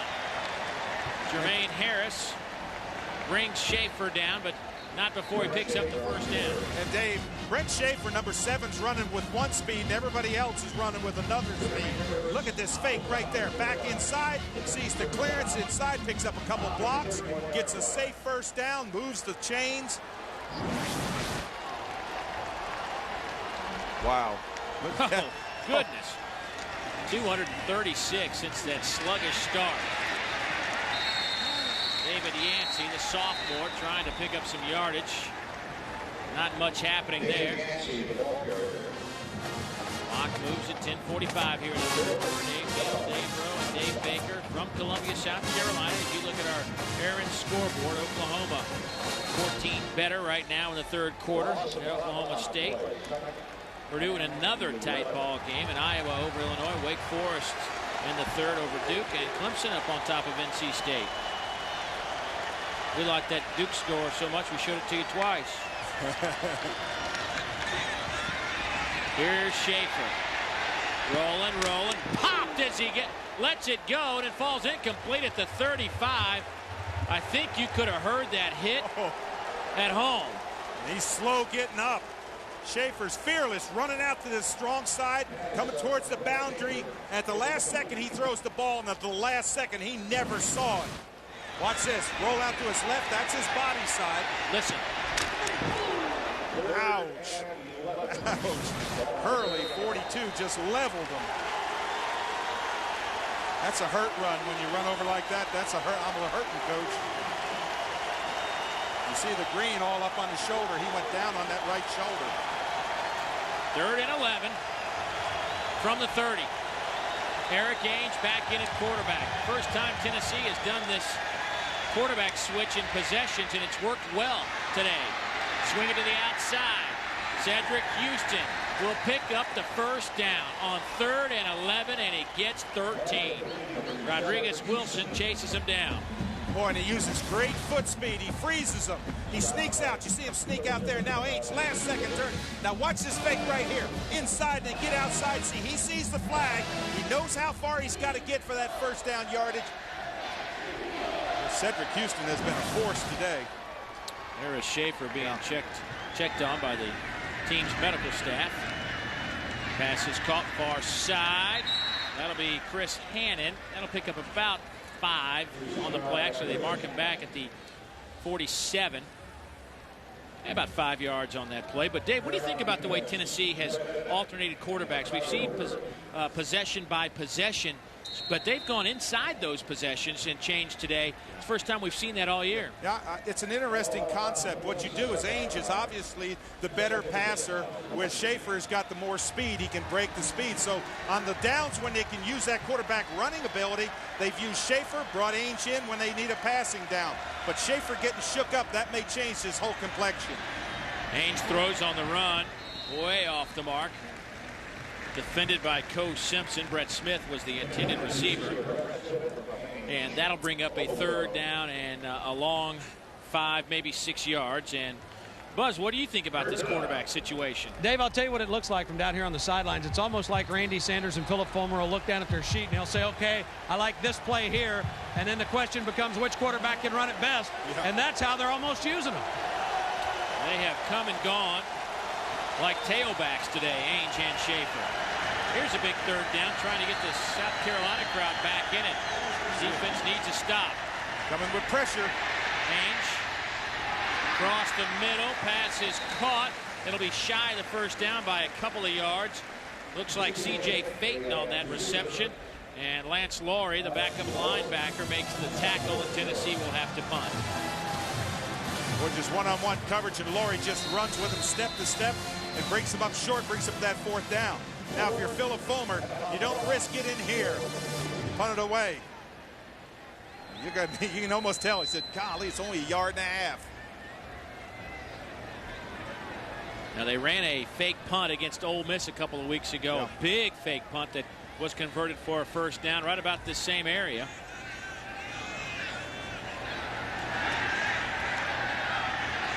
Colquitt's kick.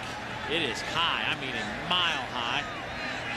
And Whiteside will call for the fair catch at the 10-yard line. So 8:39 to go here in the 3rd quarter. A 39-yard punt. Lou Holtz trying to get his offense cranked up. They now trail by a touchdown.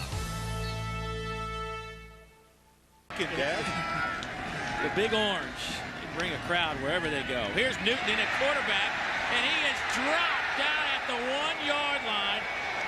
Tony McDaniel with the sack. The 300-pounder from right here in Columbia, South Carolina. He'll be talking about that for a while. Well, that's fun. They try to cut him, and you see him come off the ball right there, get up in the quarterback's. You're not going to push him off. What are you trying to do? Got to get rid of the football.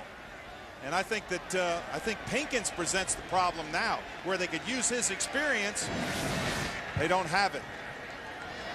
Tennessee now with 25 sacks this year. 2nd best in the SEC. Newton to throw, hits Williamson at the goal line, and Troy gets a couple. Tried to set up that little screen, and Tennessee all over it, using some pretty good team speed defensively to close that down. Boy, and I looked at the top of the screen, and they had 2 wide receivers to the top of the screen away from the play day.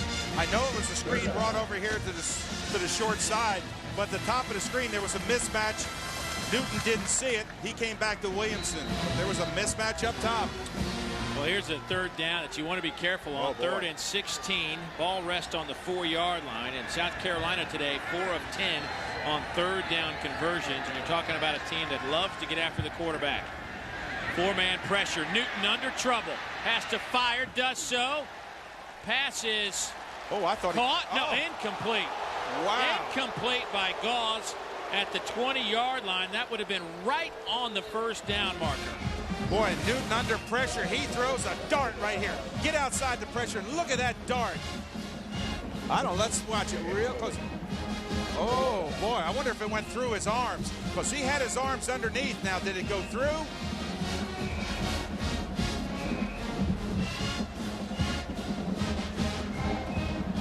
Oh, looked like it slipped right through his arms and banged off his knees. It's so hard to tell even on that replay. I'll go with the official. Yeah. He's in a good position to make the call. Here comes some pressure. Steve Shaw doesn't throw the flag. The punt hits at the 25 and bounces back to the 20. That'll be a 16-yard punt. Wow, what pressure. And I thought the punter got tapped. I'll be honest with you. I know it's maybe theatrics, but watch here and see if he doesn't get tapped.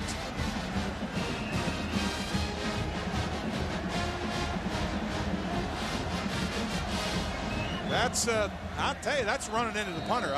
Now, the ball did touch the ground. That might have negated it. It'd be an interesting call once the ball touched the ground. But I think the fans, if that's not running into the punter, I don't know what is. I know it was theatrics. Well, Josh Brown did all he could to try to draw the flag, and that's kind of his job. And here comes some police down that end zone line as some fans getting a little carried away. And yeah, that's got no place in football. You don't throw things on a football field.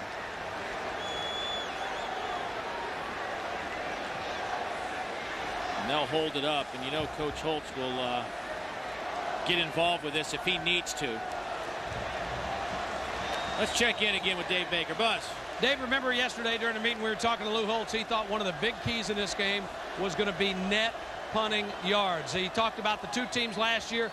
Each team in this game punted 7 times, but Tennessee had 200 more yards of net punt returns. Now that's not a net punt return, but that's not a very good net number on the punt, and that factors in large right now. Yeah, he looked us right in the eye yesterday and said special teams will make the difference in this game when it's all said and done. We'll see. There's a lot of time left, quarter and a half to go here, but Tennessee right at the 20-yard line, first down and 10. Haynes over the middle again, touchdown Tennessee. Man, they are clicking now. I couldn't believe that the strong safety wasn't there. Where was the strong safety on that play? Again, left side, he's going to come off the line right into this nettle zone right here. Right across. Look at this. Nobody with him. Strong safety doesn't come over. He bites on the play. That was Coach Simpson who bit on it, and so did Wilson. They both bit on the play fake up inside. Nobody in that deep zone. He just comes off the line untouched. Chris Brown finds the open space and picks up a touchdown reception. The true freshman from Louisiana, who was suspended a week ago, back on the field this week and makes an impact. Back after word from your local stations. To 22 points and lead it 22-8. Ball's bouncing around at the 13-yard line, out over the 20. And Dave, let's go back to that touchdown and why did it work? Well, first of all, you're going to see here's Coach Simpson. He's supposed to be back over here. They've got 1, 2 guys over here, and they've got 1, 2, 3. What they're going to do is they're going to run a pattern right off there. Nobody is going to be in this area. That's why I said, where's the safety? He's supposed to be coming over. Anybody could have thrown that ball. And Ainge, he's just standing back there looking downfield, just tossing it wide open. You just can't allow that to happen. Ainge now with 16 touchdown passes this year. Nothing happening on that play. A solid performance defensively as Omar Gaither steps up, takes on a defender, and then brings down Andre Gauze. And now all of a sudden you get the feeling that they've got to go downfield and they've got a quarterback with a sore arm. For Carolina, it's a tough task right now. They've got to go downfield. They've got to challenge Tennessee to get back in this football game. Can't go 3 and out here, put more pressure on your defense. He's got trips to the near side. And it's also our first look this half at Dondrell Pinkins. Pinkins will throw, has Thomas. They will say it's a catch at the 32-yard line. That is very close to the first down, depending on the spot. Yeah, he has trips to the right side, but he just throws that little slant inside underneath. Good looking, good catch off the ground. It's a bobble, but it's clean. Ball never touched the ground. See, the ball never makes contact with the ground. Good heads-up play, but I think they need the arm of Dondrell Pinkins, and that's a sore arm. That's that rotator cuff that Lou Holtz told us we didn't think we'd see a whole lot of Pinkins, but He can throw the football. If he can throw it 15, 20 yards, he's all right. He winces, though.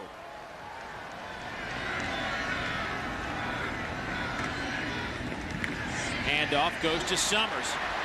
To the 45, to midfield, to the Tennessee 45. First down. Gain of about 25 on the play for Summers, who's closing in on 100 yards. And Dave, they've run this play so well. It starts misdirection. He picks up the guard block going through. That's number 70 coming through there. He just, the shot guarded, and he just pours through there. Just picks up that block. It's been a successful play for him all game. Summers was having a good game last week against Kentucky. And then he dropped the football a couple of times and was demoted to the bench.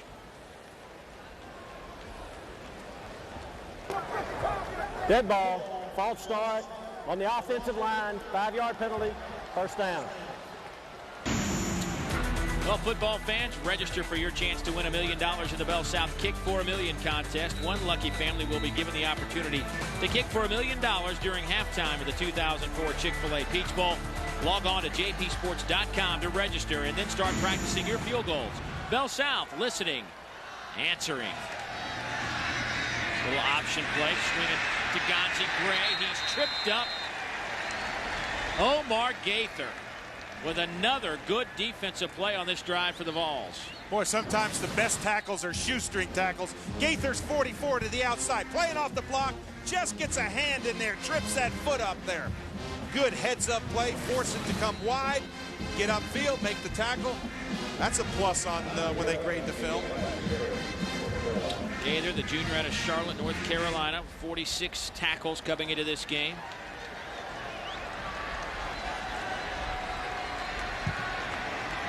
Second down and 14. Here's Pinkins, pressure coming. Dondrell bouncing around, now to the outside. Gets a block, close to the first down at the 37. And keep an eye on that shoulder. He hops up, but you had to think that didn't feel good. Yeah, this was a blitz play. It's going to collapse the pocket inside. What happens is that South Carolina picks it up well, and Pinkins just kind of scatters his way through there, picks up a couple blocks downfield. But that was all Pinkins, all by himself. Blitz action by Tennessee, didn't get to him.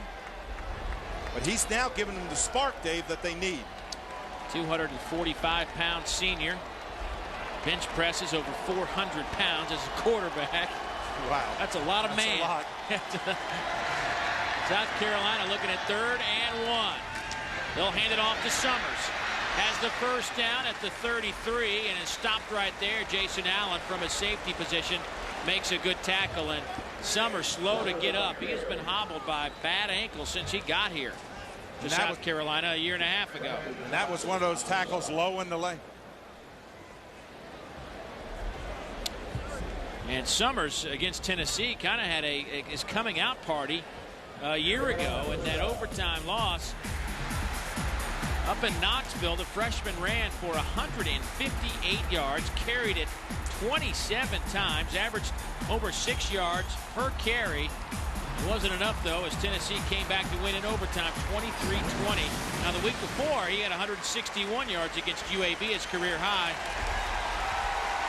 And now he will head to the sidelines. He gets a nice ovation from the Carolina fans. 95 yards on 10 carries. And that could be down in the ankles because he jumped over a pile and pushed hard on that ankle to get to the outside. Just didn't get his feet down quick enough. It might be right back where he's been hurting. Pinkins keeps it around the left side. Give him 11 on the play. Another first down. And you see the spark that Dondrell Pinkins has given him. Good block downfield by Williamson that time on Fellows. Got a good block. Aaron's scoreboard, Oklahoma up by a touchdown in the 4th. West Virginia out in front of Rutgers. Purdue hanging on. Minnesota over Indiana. Wake Forest hanging on late in that game. And Clemson, boy, a lot of close football around the country today. 8th play of this drive on 1st and 10. Pinkins fires incomplete. You know, one difference that Tennessee is doing right now is they're bringing pressure from the outside. They bring pressure. This time it was Gaither, 44. He's going to get right out there. Oops. You look around, number 32, that's Turman. He says, oops, I missed him. It doesn't allow the quarterback to step up. He sees that pressure face right in his face. John Chaffetz, the defense coordinator, said, hey, we're not going to let you just sit back there and pick us apart. Boy, Omar Gaither has had a solid 3rd quarter here in Columbia, South Carolina this afternoon. He's been all over the place. 2nd and 10. In motion goes Gauze. Handoff to Dacus Turman. Gets 2, maybe 3 on the play. Brought down by Jesse Mahalona. Boy, no bigger down right now than this 3rd down play. 3rd down about 6 or 7. You've got to come up with it. You've had your offense shut down. You've got to come up with some kind of play to get 1st down. You can't settle for a field goal here. You got to go for a touchdown. South Carolina 5 of 12 on 3rd down conversions today. They are looking at a 3rd and 7 inside the 20. I'm Tennessee. I'm going to bring pressure. And here it comes. Burnett on the blitz. Pass over the middle intended for Gauze behind him, and that'll bring up a 4th down. And does Lou Holtz decide to kick it? His kicking team 2 of 3 today. You see the pressure right in his face? Oh, that's just a miss. You got to make that one. You're talking about a quarterback, though, Dave, that really is having some problems with that shoulder. And, you know, he was behind his receiver. I think a healthy Dontrell Pinkins put some more heat on it. It's not as an errant a pass as we just saw. Here comes the big one. I know where I'd go. I'd go down to Williamson again. 4th and 7. Lofts it up, looking for Williamson. Intercepted by Tennessee in the corner of the end zone by Rashawn Fellows. I said I'd go to Williamson, and so did Tennessee. They knew that they were going to go to Williamson in that situation.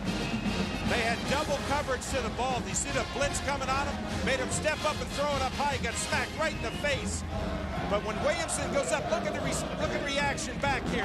You got 3 people going back to the ball.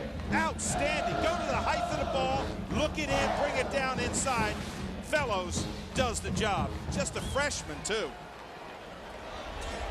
2nd interception of the season for Rashawn Fellows, the freshman out of Warren, Arkansas. Member of this young Tennessee secondary. Handoff goes to Cedric Houston. Get a couple on the play. Well, you can win a brand new Polaris ATP 500. The exceptional all-terrain pickup with twice the hauling capacity of most ATVs. The lucky winner and a guest will also join us at our final SEC football telecast of the year. For details and to register, log on to jpsports.com. Polaris, the way out. 2nd down and 8.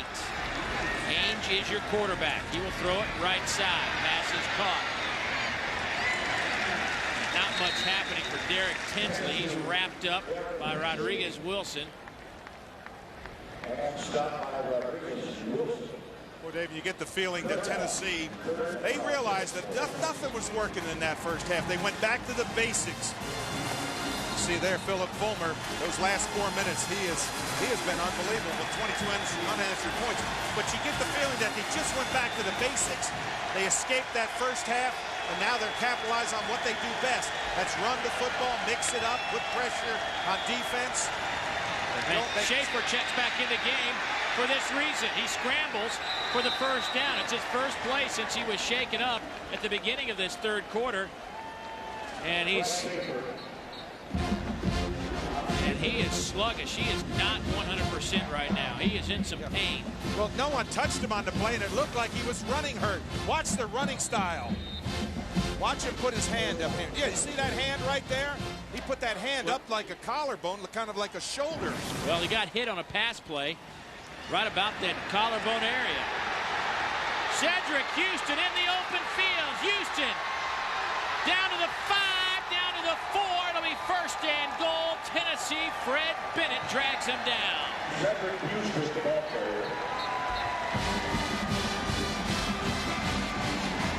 That is as hard a run as you will see.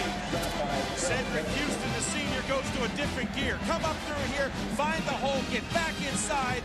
He breaks a tackle on the tail end right in here. He just outruns the tackle, I should say. Look at that speed. That's everything he has. Look at him just straining to get there. They broke into that secondary, and he's got that speed. How about these numbers for Cedric Houston as we have hit the end of the third quarter? 7 carries, 168 yards. Something happened at the end of the first half that got this Tennessee team going. They're looking at first and goal, leading 22-8 when we come back for the fourth quarter. Up a first and goal from the 3 for Tennessee. In the I formation. Toss to the left side. Touchdown, Cedric Houston and Tennessee, but a flag is down at about the 8-yard line.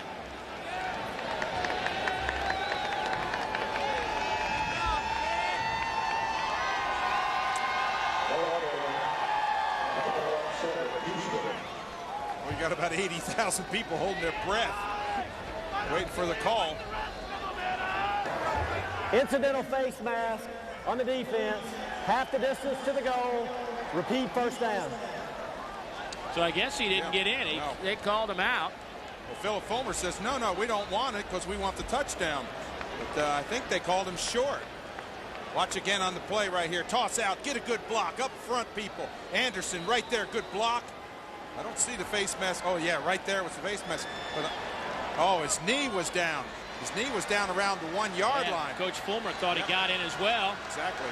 But it's now first and goal from the 1. Houston over the top. This time it is a touchdown.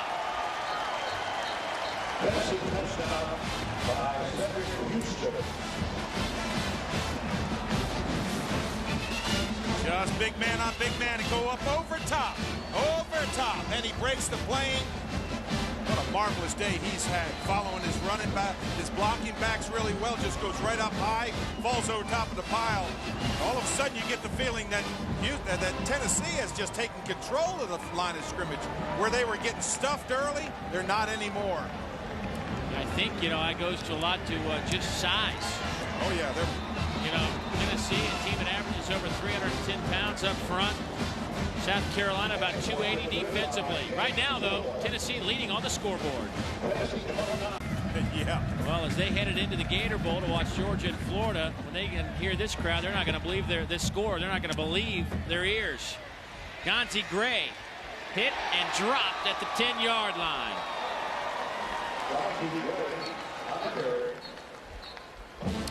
Here's our Chevron fourth quarter statistical look, and it has been, as you might imagine, a pretty good show by the Volunteers through 3 quarters.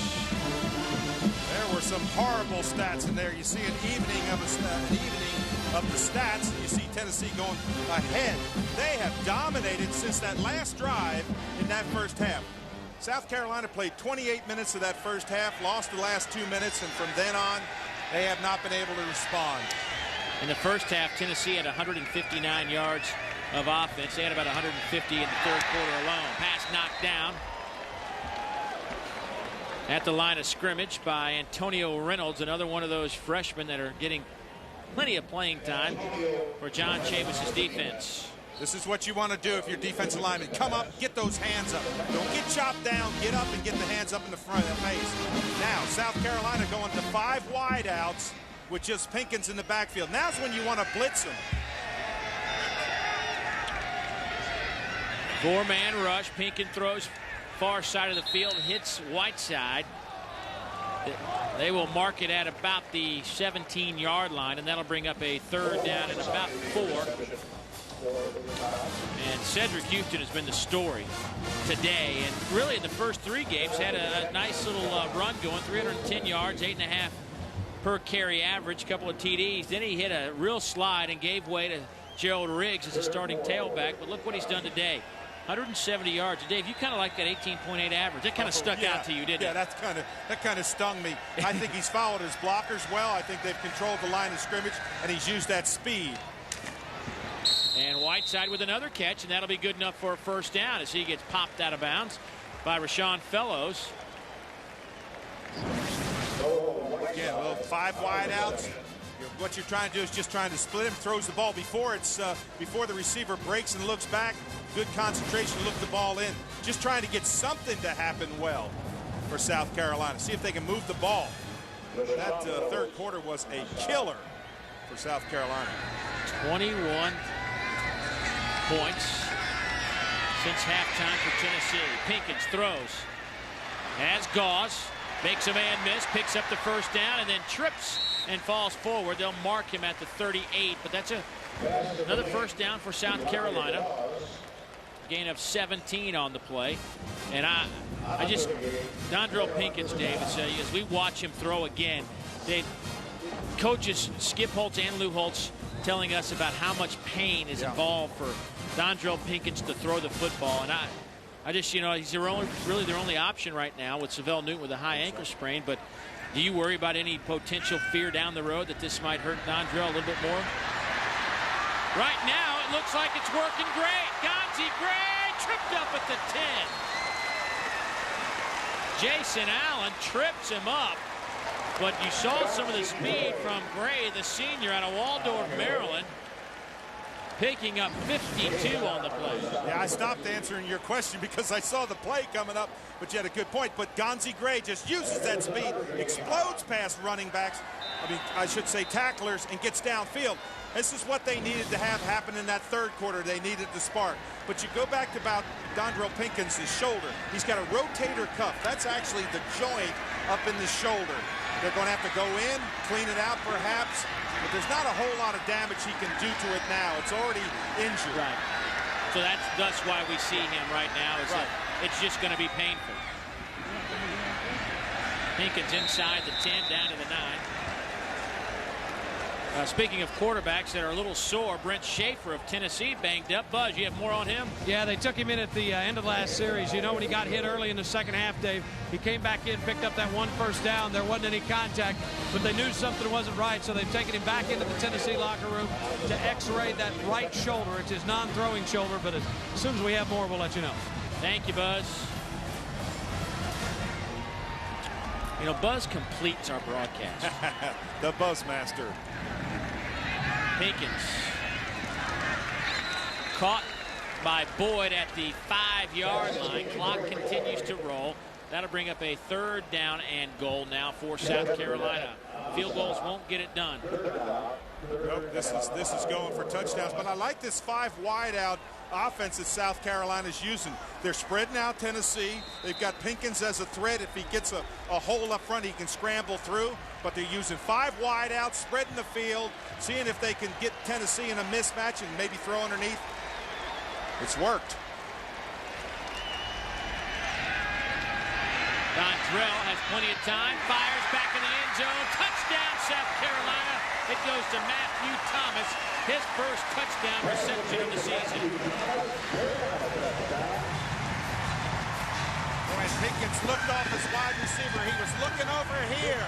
He doesn't see it. All of a sudden, the back of the end zone, he sees him come clear. All arm. I know it's sore. Think he didn't like it? He's got to like it. It's tough to play with that when you're in pain, but he's just putting the pain aside saying, hey, this team needs me. Good look off initially. Come on back. Point after is up and good. We've got a 2-touchdown game. Gamecocks aren't out of this yet. A lot of time left. Lou Holtz knows it. 89-yard drive. 29-15 Tennessee. And didn't even return to practice until really the middle of this week before he could do anything. Newton 4 of 7 for 35 yards.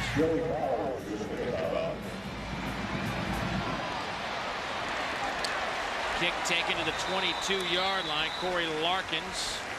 And Tennessee will come out and take over. And Cedric Houston is really, he might have just earned himself another starting nod next week. Well, I've been really impressed with him. He follows blockers. He gets through the hole with great speed. Then he uses that cutback. This one here was a great run. Cutback, stepped over his own man. Cutback again. He knows how to run with the football. Then over top, those are the tough yards.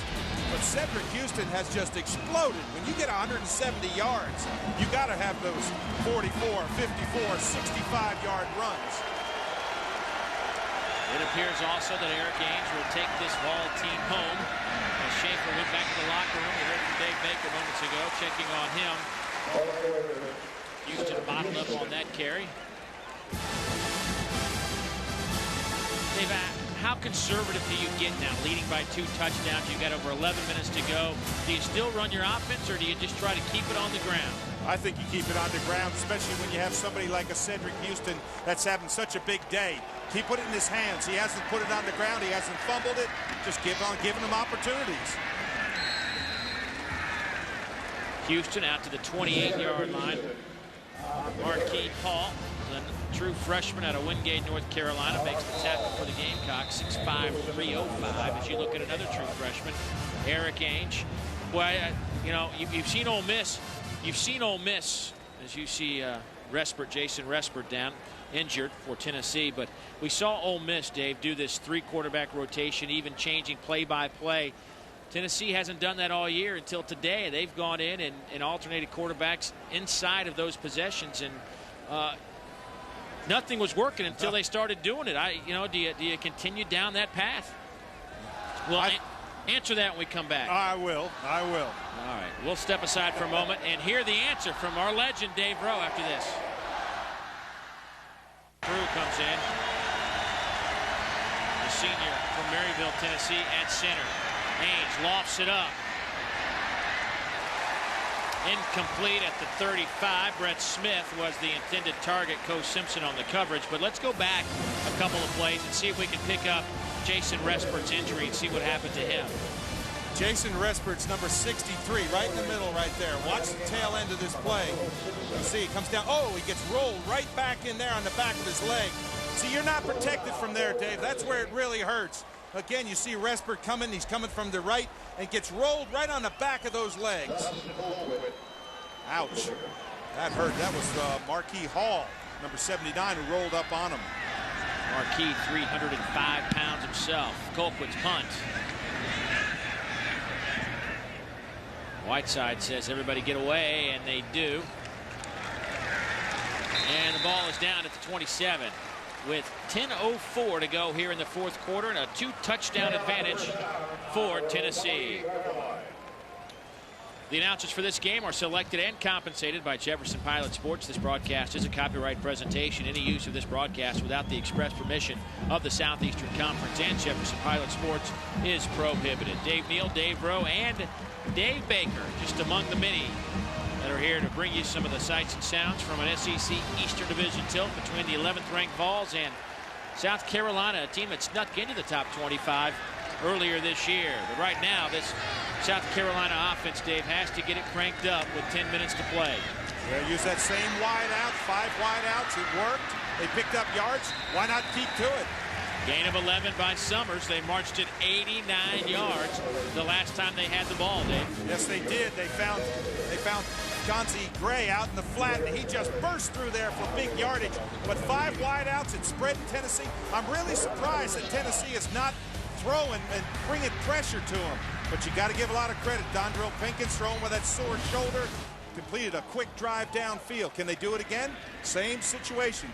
Trips to the top. 2 split to the bottom. Nobody in the backfield. Pinkins hit as he lets it go. Throws it out of bounds. Jason Allen came with pressure from his safety position. And a flag down at the 42. Wow, you talk about pressure. I thought this was a screen. Man, look at the number of white shirts in there. They're in there fast. It may have been, Dave, and there may have been a hold defensively. We'll wait and see, but actually South Carolina might be backing up.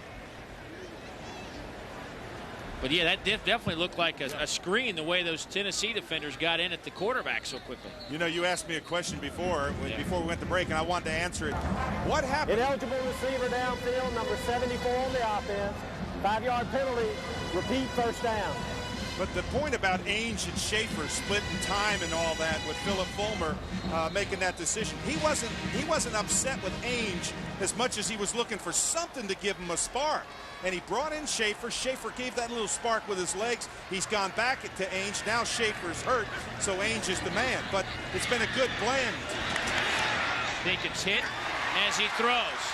Troy Williamson across midfield into Tennessee territory. That's a first down at the 46-yard line. Jason Allen makes the tackle, but not before Williamson and company pick up 17. Boy, nice throw. Nobody in the backfield. You got nobody back there to protect you. You're going to take hits. But he throws the strike in there. They're moving the ball downfield. You know, you start looking at that clock. If you can get a score in here, this is big. But again, nobody back there to protect you. Throws a strike. He looks to his favorite receiver, Troy Williamson, and he delivers. Here comes some pressure. Pinkins sees it, throws, complete at the 40. That'll go to Noah Whiteside, the sophomore out of Greenville, South Carolina. Whiteside just comes. He's just going to cut it off inside. Right there, just be a target, be open, just in case you get that pressure. I like that play coming underneath. You look for underneath. If you've got time, you can go deep. If you can't, you come back, you find somebody like Whiteside. This is vintage Dondrell Pinkins. Here's Summers. He made the catch right at the first down marker. I'll be interested to see where they spot it. Well, I think they're going to spot it wrong. Look where they spotted it, way back there. He needed to get to the 36, and they will spot it at the 37.5-yard line. Omar Gaither with the tackle. Watch where he catches the ball. He catches the ball right there. Now he gets pushed back. I know he's running, but he's in the grass. Where they marked it was back around the 37-yard line. He was almost to the 35-yard line when he caught it. And Lou Holtz is saying, wait a minute, he caught it way up there. Timeout taken by South Carolina with 8:22 to go in the football game. South Carolina on the move. Boy, the Vols getting real banged up today on the road. Here's Pinkins on 3rd and short. Dondrell hit as he throws it, popped up in the air. Omar Gaither with the interception. Gaither to the 45, falls forward to the 47. And for Gaither, his second interception this season, and he has had a whale of a second half. And Dave, guess what? Paris Harrelson came in and put the pressure on Pinkins. Absolutely, put the pressure on Pinkins. They didn't go for the fake. It was going to be try that little delay fake where he just comes back and watch him get hit right there. The ball just goes straight up in the air. Look at Gaither standing there saying, holy mackerel. And good run. This guy, Gaither, can run with the football, but you see right there, Harrelson just puts the hit from the backside. They didn't buy any of that fake. They just came with pressure. A little excitement on that Tennessee sideline. Omar Gaither, really, Dave, we've said his name probably 10, 11 times here in the second half. He's made some real big plays. And that's the 3rd turnover by South Carolina today. That handoff goes for a loss of about 4. George Goss with the tackle. But Tennessee's defense really stepped it up here, Dave, in the second half. Oh, it has been. It's been interception. They intercepted that long ball. Then they came with pressure on the quarterback and slapped him down inside the 1-yard line. And then they just had double coverage. They came out here. You see the response, the quick coverage back, but he didn't need it. And John Chavis has got a marvelous second half. First half, they couldn't stop anybody. You remember when South Carolina drove the length of the field? Held them to field goals, so they didn't get touchdowns, so Chavis's defense did the job.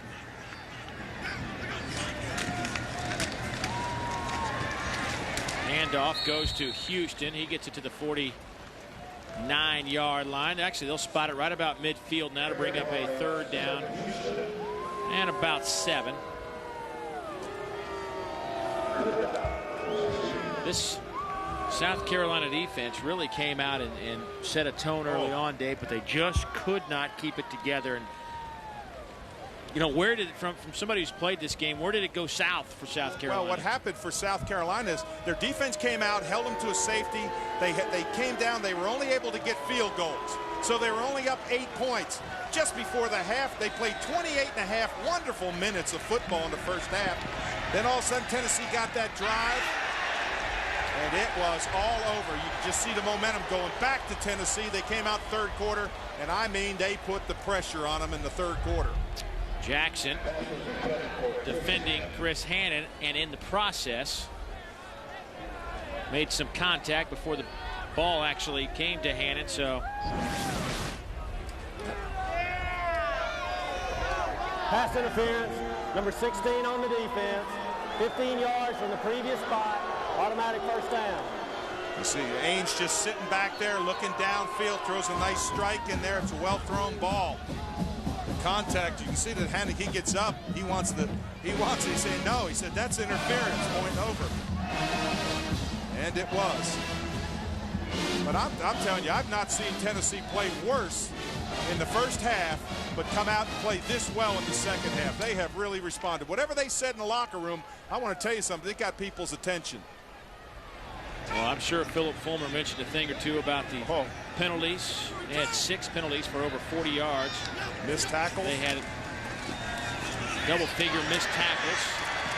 They also decided to give Cedric Houston the football a little bit more, and that's paid off in a big way. He now has about 190 yards on the ground. And you never think when you watch Cedric Houston and you're Philip Fulmer, you never think that he's going to fumble the football. He's very protective of it, carries it well, is concerned with it. Fumbles are, as Lou Holtz told us, are caused by carelessness or courage. And let me tell you something, there's no doubt that Cedric Houston has got the courage and he's got the carefulness to be careful with that football. Tennessee has not had a penalty in the second half today after a 7-penalty first half. And you also mentioned that big offensive line. That big offensive line has come out. They made a few changes, but I mean they have worn them down up front, Dave.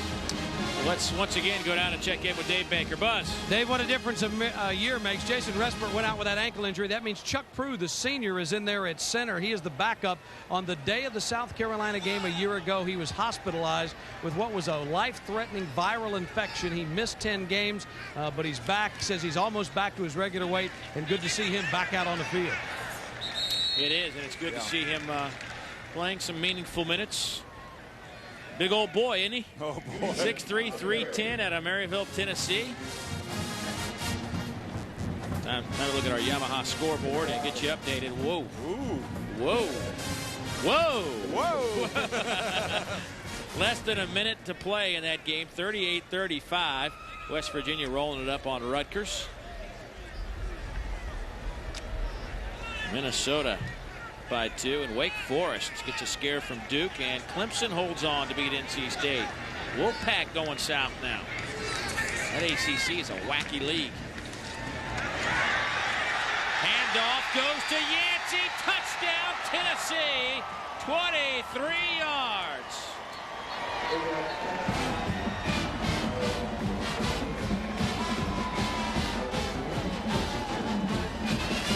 Dave, when you get tired, you can't get off blocks, and I think that's what's happened to South Carolina. They're not getting off the blocks. They're missing a couple tackles, and Yancey just explodes up there with that speed, but he made a good cut at the hole. They couldn't get off blocks. Results, 7 points. Yancey, the sophomore from Norfolk, Virginia, 5'8", 185 pounds. His first touchdown of the season. A flag is down.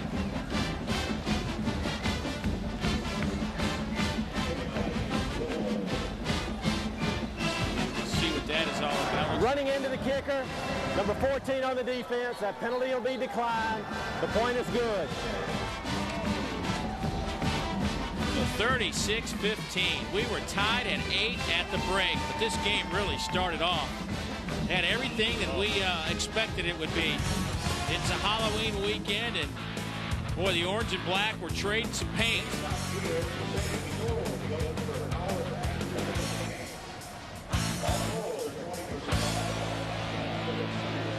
Tennessee knew what they had to do today if they want to go to the Georgia Dome on December 4th and play in the SEC title game, and that was win right here. South Carolina knew what they had to do, win out if they wanted to go to Atlanta in the SEC title game. So Tennessee one step closer.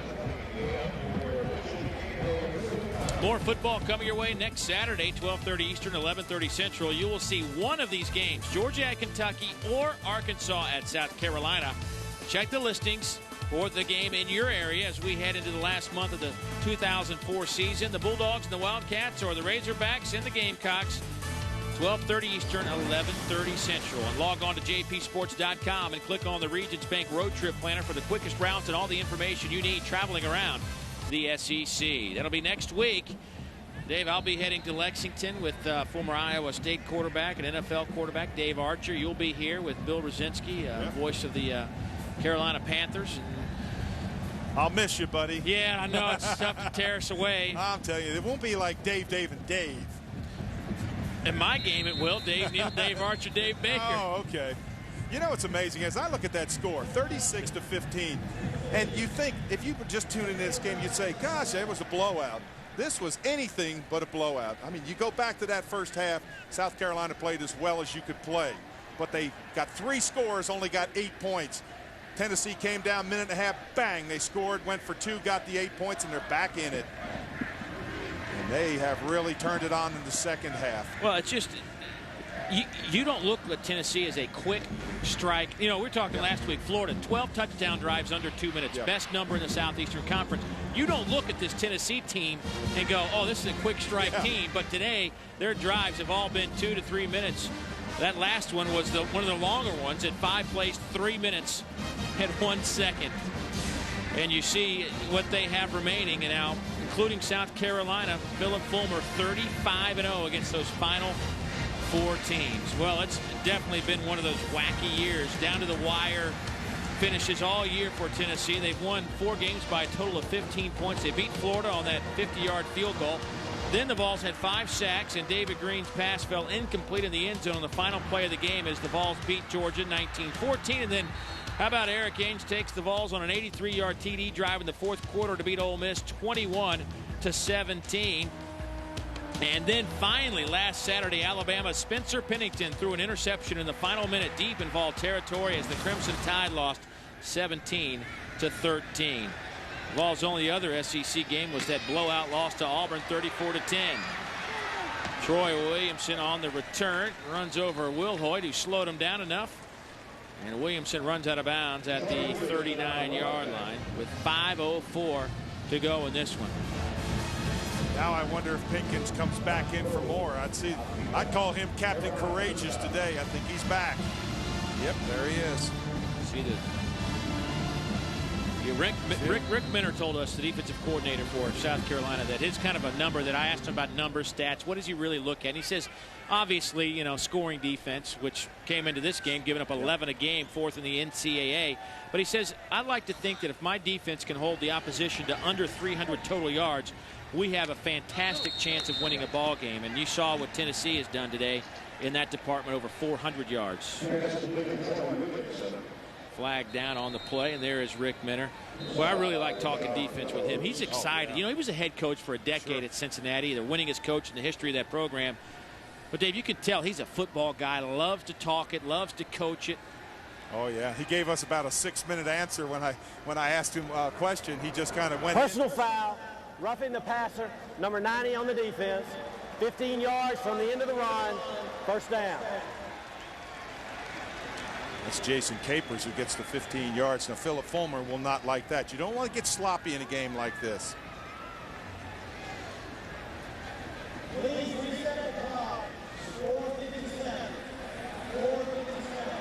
We'll reset the clock to 4:57. And South Carolina stands at the 40, looking at that goal line. Dave, just to follow up to your talk about Rick Minner, it was really interesting. He said, our guys can't weigh out. They don't weigh up to Tennessee. So I use them on that slant defense. I want to give them the best advantage I can. Here's Pinkins using his strength as an advantage down to the 32-yard line. That'll be a yard or 2 shy of that first down.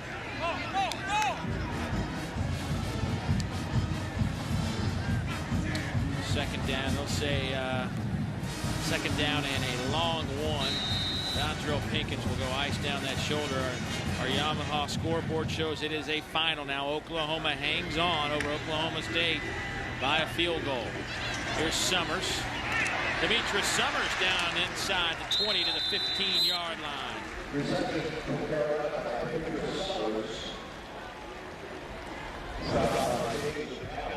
Warren Summers still playing with that courage. Moving the football, finding his wideouts, finding Summers coming across the middle. And Summers knows what to do. And I mean, he's a good running back. He's got good leg strength, churns in there. This is going to be a game, when they look down at this game, it's going to be a game of what if we had only, if we hadn't kicked field goals, if we'd scored touchdowns. Jenkins to the 5, to the 4. That'll be close to a first down. And I believe they will spot it inside the 4. That will be a first down gain of 11. First and goal, South Carolina. Dave, I know on the other side of the field with Philip Fulmer, boy, you talk about concern. He may lose Schaefer. He's had that shoulder in a sling, so to speak. You think, that's an injury that's tough for a quarterback to come back. Then he loses Resbert. That's another one. You can't afford to lose those offensive linemen. Touchdown, Andre Goss. His first touchdown reception of the year, the senior from Conway. Makes it a 36-21 game with 3:44 to go. We've seen crazier things. Yes, we have. It is Halloween weekend. Yeah, that's right. Trick or treat.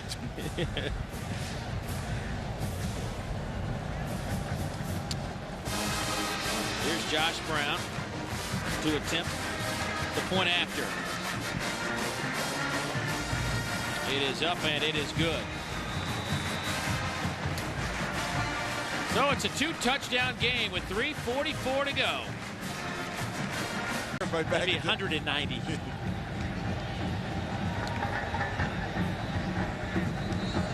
Onside kick, batted in the air, picked off at the 42. This could be a touchdown for Tennessee, and it is Brett Smith. Oh, mercy.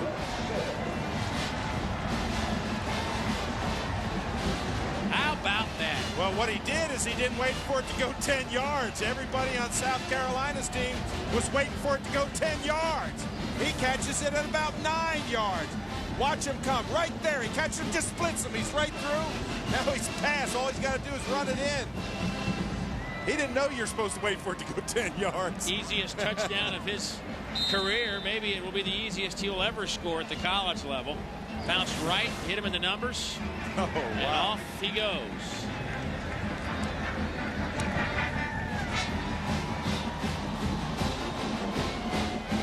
This is somewhat shocking now. 43-22 is our score. 3:38 to go in the game. We'll return after this. Williams-Brice Stadium, and we're down to the precious few. And you turn around and say, you're right, folks. The score at halftime was 8-8. I mean, there was no mistake there. It was 8-8. Little pooch kick that will sail down to the 20-yard line, and that is taken by Meredith. Let's go down and check in with Dave Baker, who has more on one of these special players that wear a Gamecock uniform. Dave? Yeah, you're right, Dave. It's been a tough afternoon for the Gamecocks, but one of the best stories in college football all year has been Tim Pops Frisbee. You haven't seen him a lot today. He's a 39-year-old walk-on receiver, and you know what? He's back playing college football. He's been a guest on all the morning shows, on the Tonight Show, the Letterman Show. He spent 26 years in the Army as a Ranger. He's the father of 6. Finished out his service at Fort Jackson in Columbia. And what he did was he came out, he wanted to play, he got cleared to go ahead and play in the 4th game against Troy. He played the final 4 snaps of that game, and it has been a remarkable story and obviously brought a lot of attention. I just get a little concerned, though. You know, a guy at 39 that's got kids are calling Pops. It makes me feel pretty old, you know what I'm saying? Well, you know, you and of course Dave Rowe are a lot older than I am, but I'm similar in age to Tim Frisbee, and I think to myself, imagining myself playing college football right now, and I go, I wouldn't play touch football with my 17-month-old, much less out here with these guys. And Dave will have a big story on Tim Frisbee next week on the pregame show. I'll take your word for that, Buzz. Whiteside makes the catch. Hey, Dave, about a week or two ago, we had a story on Pops Baker. That's right. You know? Dave Baker. How's that going, by the way, Buzz? Manning now, Manning 3 weeks old? I'm sleeping like a baby. I wake up every couple hours crying. Your wife, Bethany, mentioned to us that you've yet to change a diaper. Yeah. Congratulations on that. Let me know how you pulled that off. Wow. Here's Pinkins. Another good catch by Whiteside down to the 37-yard line. That'll be shy of the first down. Closed captioning for SEC football provided by Nissan and your Nissan dealer. I guess there went my dinner in Lexington next week at Buzz's house, huh? Yeah, you're not going to Buzz's house. You know, this 5 wideouts really been interesting. I think they just kind of stumbled on it. It's a hurry-up offense, but they have had a lot of success moving the football with that 5 wide spread. Spread them all out, throw it underneath, let Pinkins look downfield. His offensive line's given a little bit of time. They have stumbled on an offense that has some real promise for him. You know, the game is somewhat dictated this, Dave, but how about this? Dondrell Pinkins has thrown it 35 times, and he's completed 26 today for 243. Not bad for a guy with a torn rotator cuff. Exactly, and this offense has been a lot of it. There's Boyd. That's a first down. Yeah, this formation's been a lot of it. He's moved them down the field. They just had a horrible third quarter. That's what they had.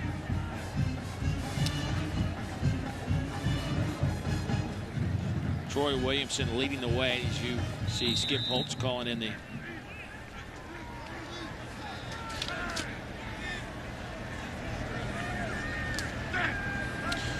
there's Rick Stockstill moments ago, not Holtz. He's up in the booth.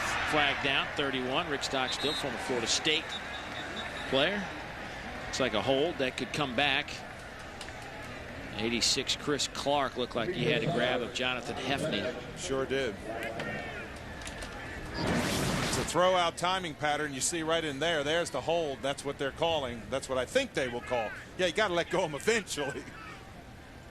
Holding on the offense, number 86, 10-yard penalty from the spot of the foul. Repeat first down. Oh, there's a final. 38-35, still a final. It'll be a final the rest of our lifetime. Yeah. Wow. It's over. That's a close game. 20-14 at the half. How about Wake over Duke, and Clemson beats NC State by 6. Here's Pinkins, continues to throw. Boyd through his hands. In terms of receiving for South Carolina, Troy Williamson 7 receptions, Whiteside with 6, Summers with 5. Eric Ainge for Tennessee, 9 of 16 with an interception, 109 yards, but 3 TD passes. Once again, Ainge doesn't have flashy numbers, Dave. He just finds a way to get his team to win. Yeah, and it was handing off to Cedric Houston. That's what got him a chance to win. Oh, what a hit. Thomas bounces off a couple of players, loses the football. But matter of fact, one of the first plays in our game today, Matthew Thomas got hammered on a play similar to that. Left the field.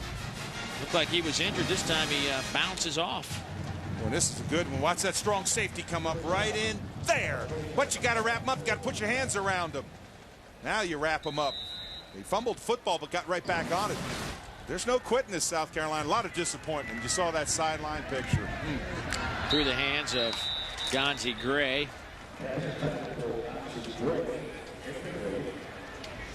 Georgia, Florida, 7-7 in the first quarter. And Dave, you put your heart in this game. I mean, South Carolina came out here with the expectations that they thought they could, that they could win. And you can see the disappointment on their face. By the way, Mississippi State up 10-0 over Kentucky in the third quarter, looking for back-to-back wins. 10th play of this drive coming up. It'll be a quarterback keeper, Dondrell Pinkins. Touchdown, South Carolina. A 4-yard scramble by Pinkins, and Pinkins has gutted it out today with a bad shoulder, and his reward is a touchdown. Big hole in the middle. He sees it, puts that football down, just runs right in. Again, He's going to pass. No, he sees that hole. That is quarterback draw all the way. What you do as an offensive lineman, you invite the defensive lineman outside. You open right up in the middle, and he scores. Dontrell, 29 of 40, 278 yards. Running the football, he's 10 carries for 46 yards and a touchdown. Point after is up and good. And that makes it a 43-29 game. Now, I'm going to go back to this, okay, and say what I've been saying all week on radio shows and whatnot. First 1 to 20 wins. That still held true today. Even though we've got a 43-29 score, Tennessee was the first team to 20. Yeah, you're right. They were. Well, you know, we saw how Tennessee, when they get in tight games, they go back to the basics. They go back to running that football. When they got in trouble, when Ainge wasn't able to do a whole lot, Schaefer gave him a little spark, yes. But Cedric Houston was the one that really ignited him. There's no question. I think Schaefer and Houston, a combination, just changed the dynamics of this game. The two of them, they start with Riggs at tailback. You start with Ainge at quarterback. You bring in Houston. You bring in Schaefer. And all of a sudden, there was a little switch that kind of turned on. And it was amazing what it did to the team as a whole. And you know what? That all starts with Philip Fulmer. He made the decision to do that. And Randy Sanders, the offensive coordinator. That's a tough call, but it worked for him. Well, Philip Fulmer has had his way with South Carolina, Kentucky, and Vanderbilt in the SEC East. As you see, he has never lost to those clubs. Georgia and Florida, a little different story there.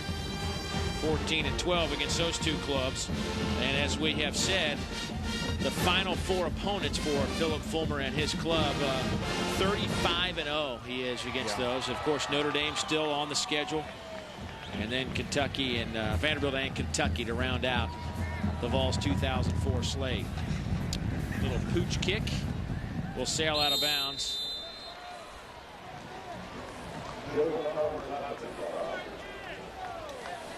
And Tennessee can take it at the 35 if they so choose. Free kick out of bounds. The ball will be put in play on the 35, first and 10.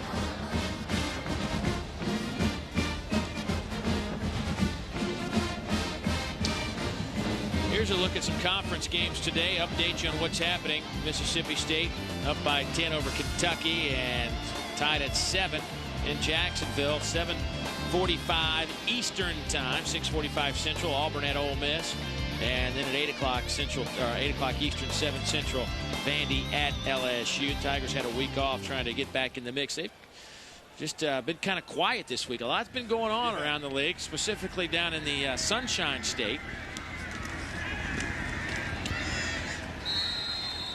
That handoff goes to Yancey. Not much happening there. And South Carolina will take a timeout. They'll have 1 remaining. You know what? You mentioned a lot going on in the Sunshine State. I hated to see that happen to Ron Zook. He's been a joy for us to work with. When we've called him, he's been open. He's talked about all of his all the problems, the situations he's had. I really like him. I admire him, and I hope he resurfaces again, and I'm sure he will. As you see that, you know, when you see and when you follow this the last 3 years, Ron Zook was under the gun, under the microscope from the second he said yes to that job at Jeremy Foley. And, you know, expectations in Gainesville are high, as they are at a lot of schools around the Southeastern Conference. And, you know, he knew going in what the expectations are. He's talked about it since he got the job that, you know, people there want national championships and SEC titles. And, you know, I think I asked Lou Holtz, you know, the story. He and Steve Spurrier have a pretty good relationship. As a matter of fact, when Coach Holtz's wife, Beth, was diagnosed with cancer, one of the first people to call him was Steve Spurrier and say, bring her down here to Gainesville and we'll get you set up at these hospitals and treatment centers. And I asked him yesterday, have you talked to Coach Spurrier about the job down in Florida? And he says, I got bigger problems to worry about than that. I got my own issues. Well, he does. It's how to regroup after a stunning loss like this. That's going to be tough for him to regroup. Well, our Napa Auto Care Center's players of the game. Yeah, I think that's pretty easy. Yeah, that's a pretty good choice. I think both of them are good choices. Pinkins also had 46 yards on the ground on 10 carries and a touchdown. So a guy that has missed some action, returned to practice last week. There's a man who lost his starting role who might have just gotten it back. I think so. And on the other side of the field, the other player of the game, Dondrell Pinkins, I think he just had courage out the years. Come in there, rotator cuff problem, sore arm. They said he can't throw over 30 yards. And, I mean, he has run the ball. He has thrown completions, a lot of yardage. And every time, I mean, you don't think of him going back in with the lead that Tennessee had. But I'm sure he was up there saying, Coach, put me back in. I want to go back in. How about this when you look at their offense? 539 yards of total offense for South Carolina today. And, you know, a lot of that has come here in the fourth quarter when Tennessee is dropping back and letting them kind of attack them underneath. But that's a lot of yards. Yeah. That's a lot of yards.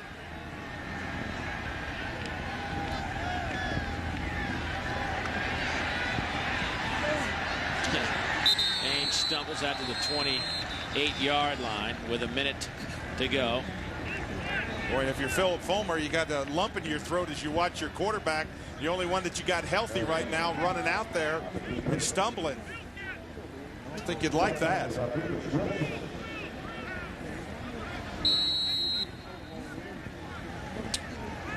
Well, it'll be interesting to see what happens over the next few days when this team comes back, gets back to Knoxville, and understand where they are in terms of injuries. You know, Michael Munoz, we have hit on him a couple times today, but that's a big blow. You losing your experience. 44 straight games he has started. Every game since he came to Tennessee, he started.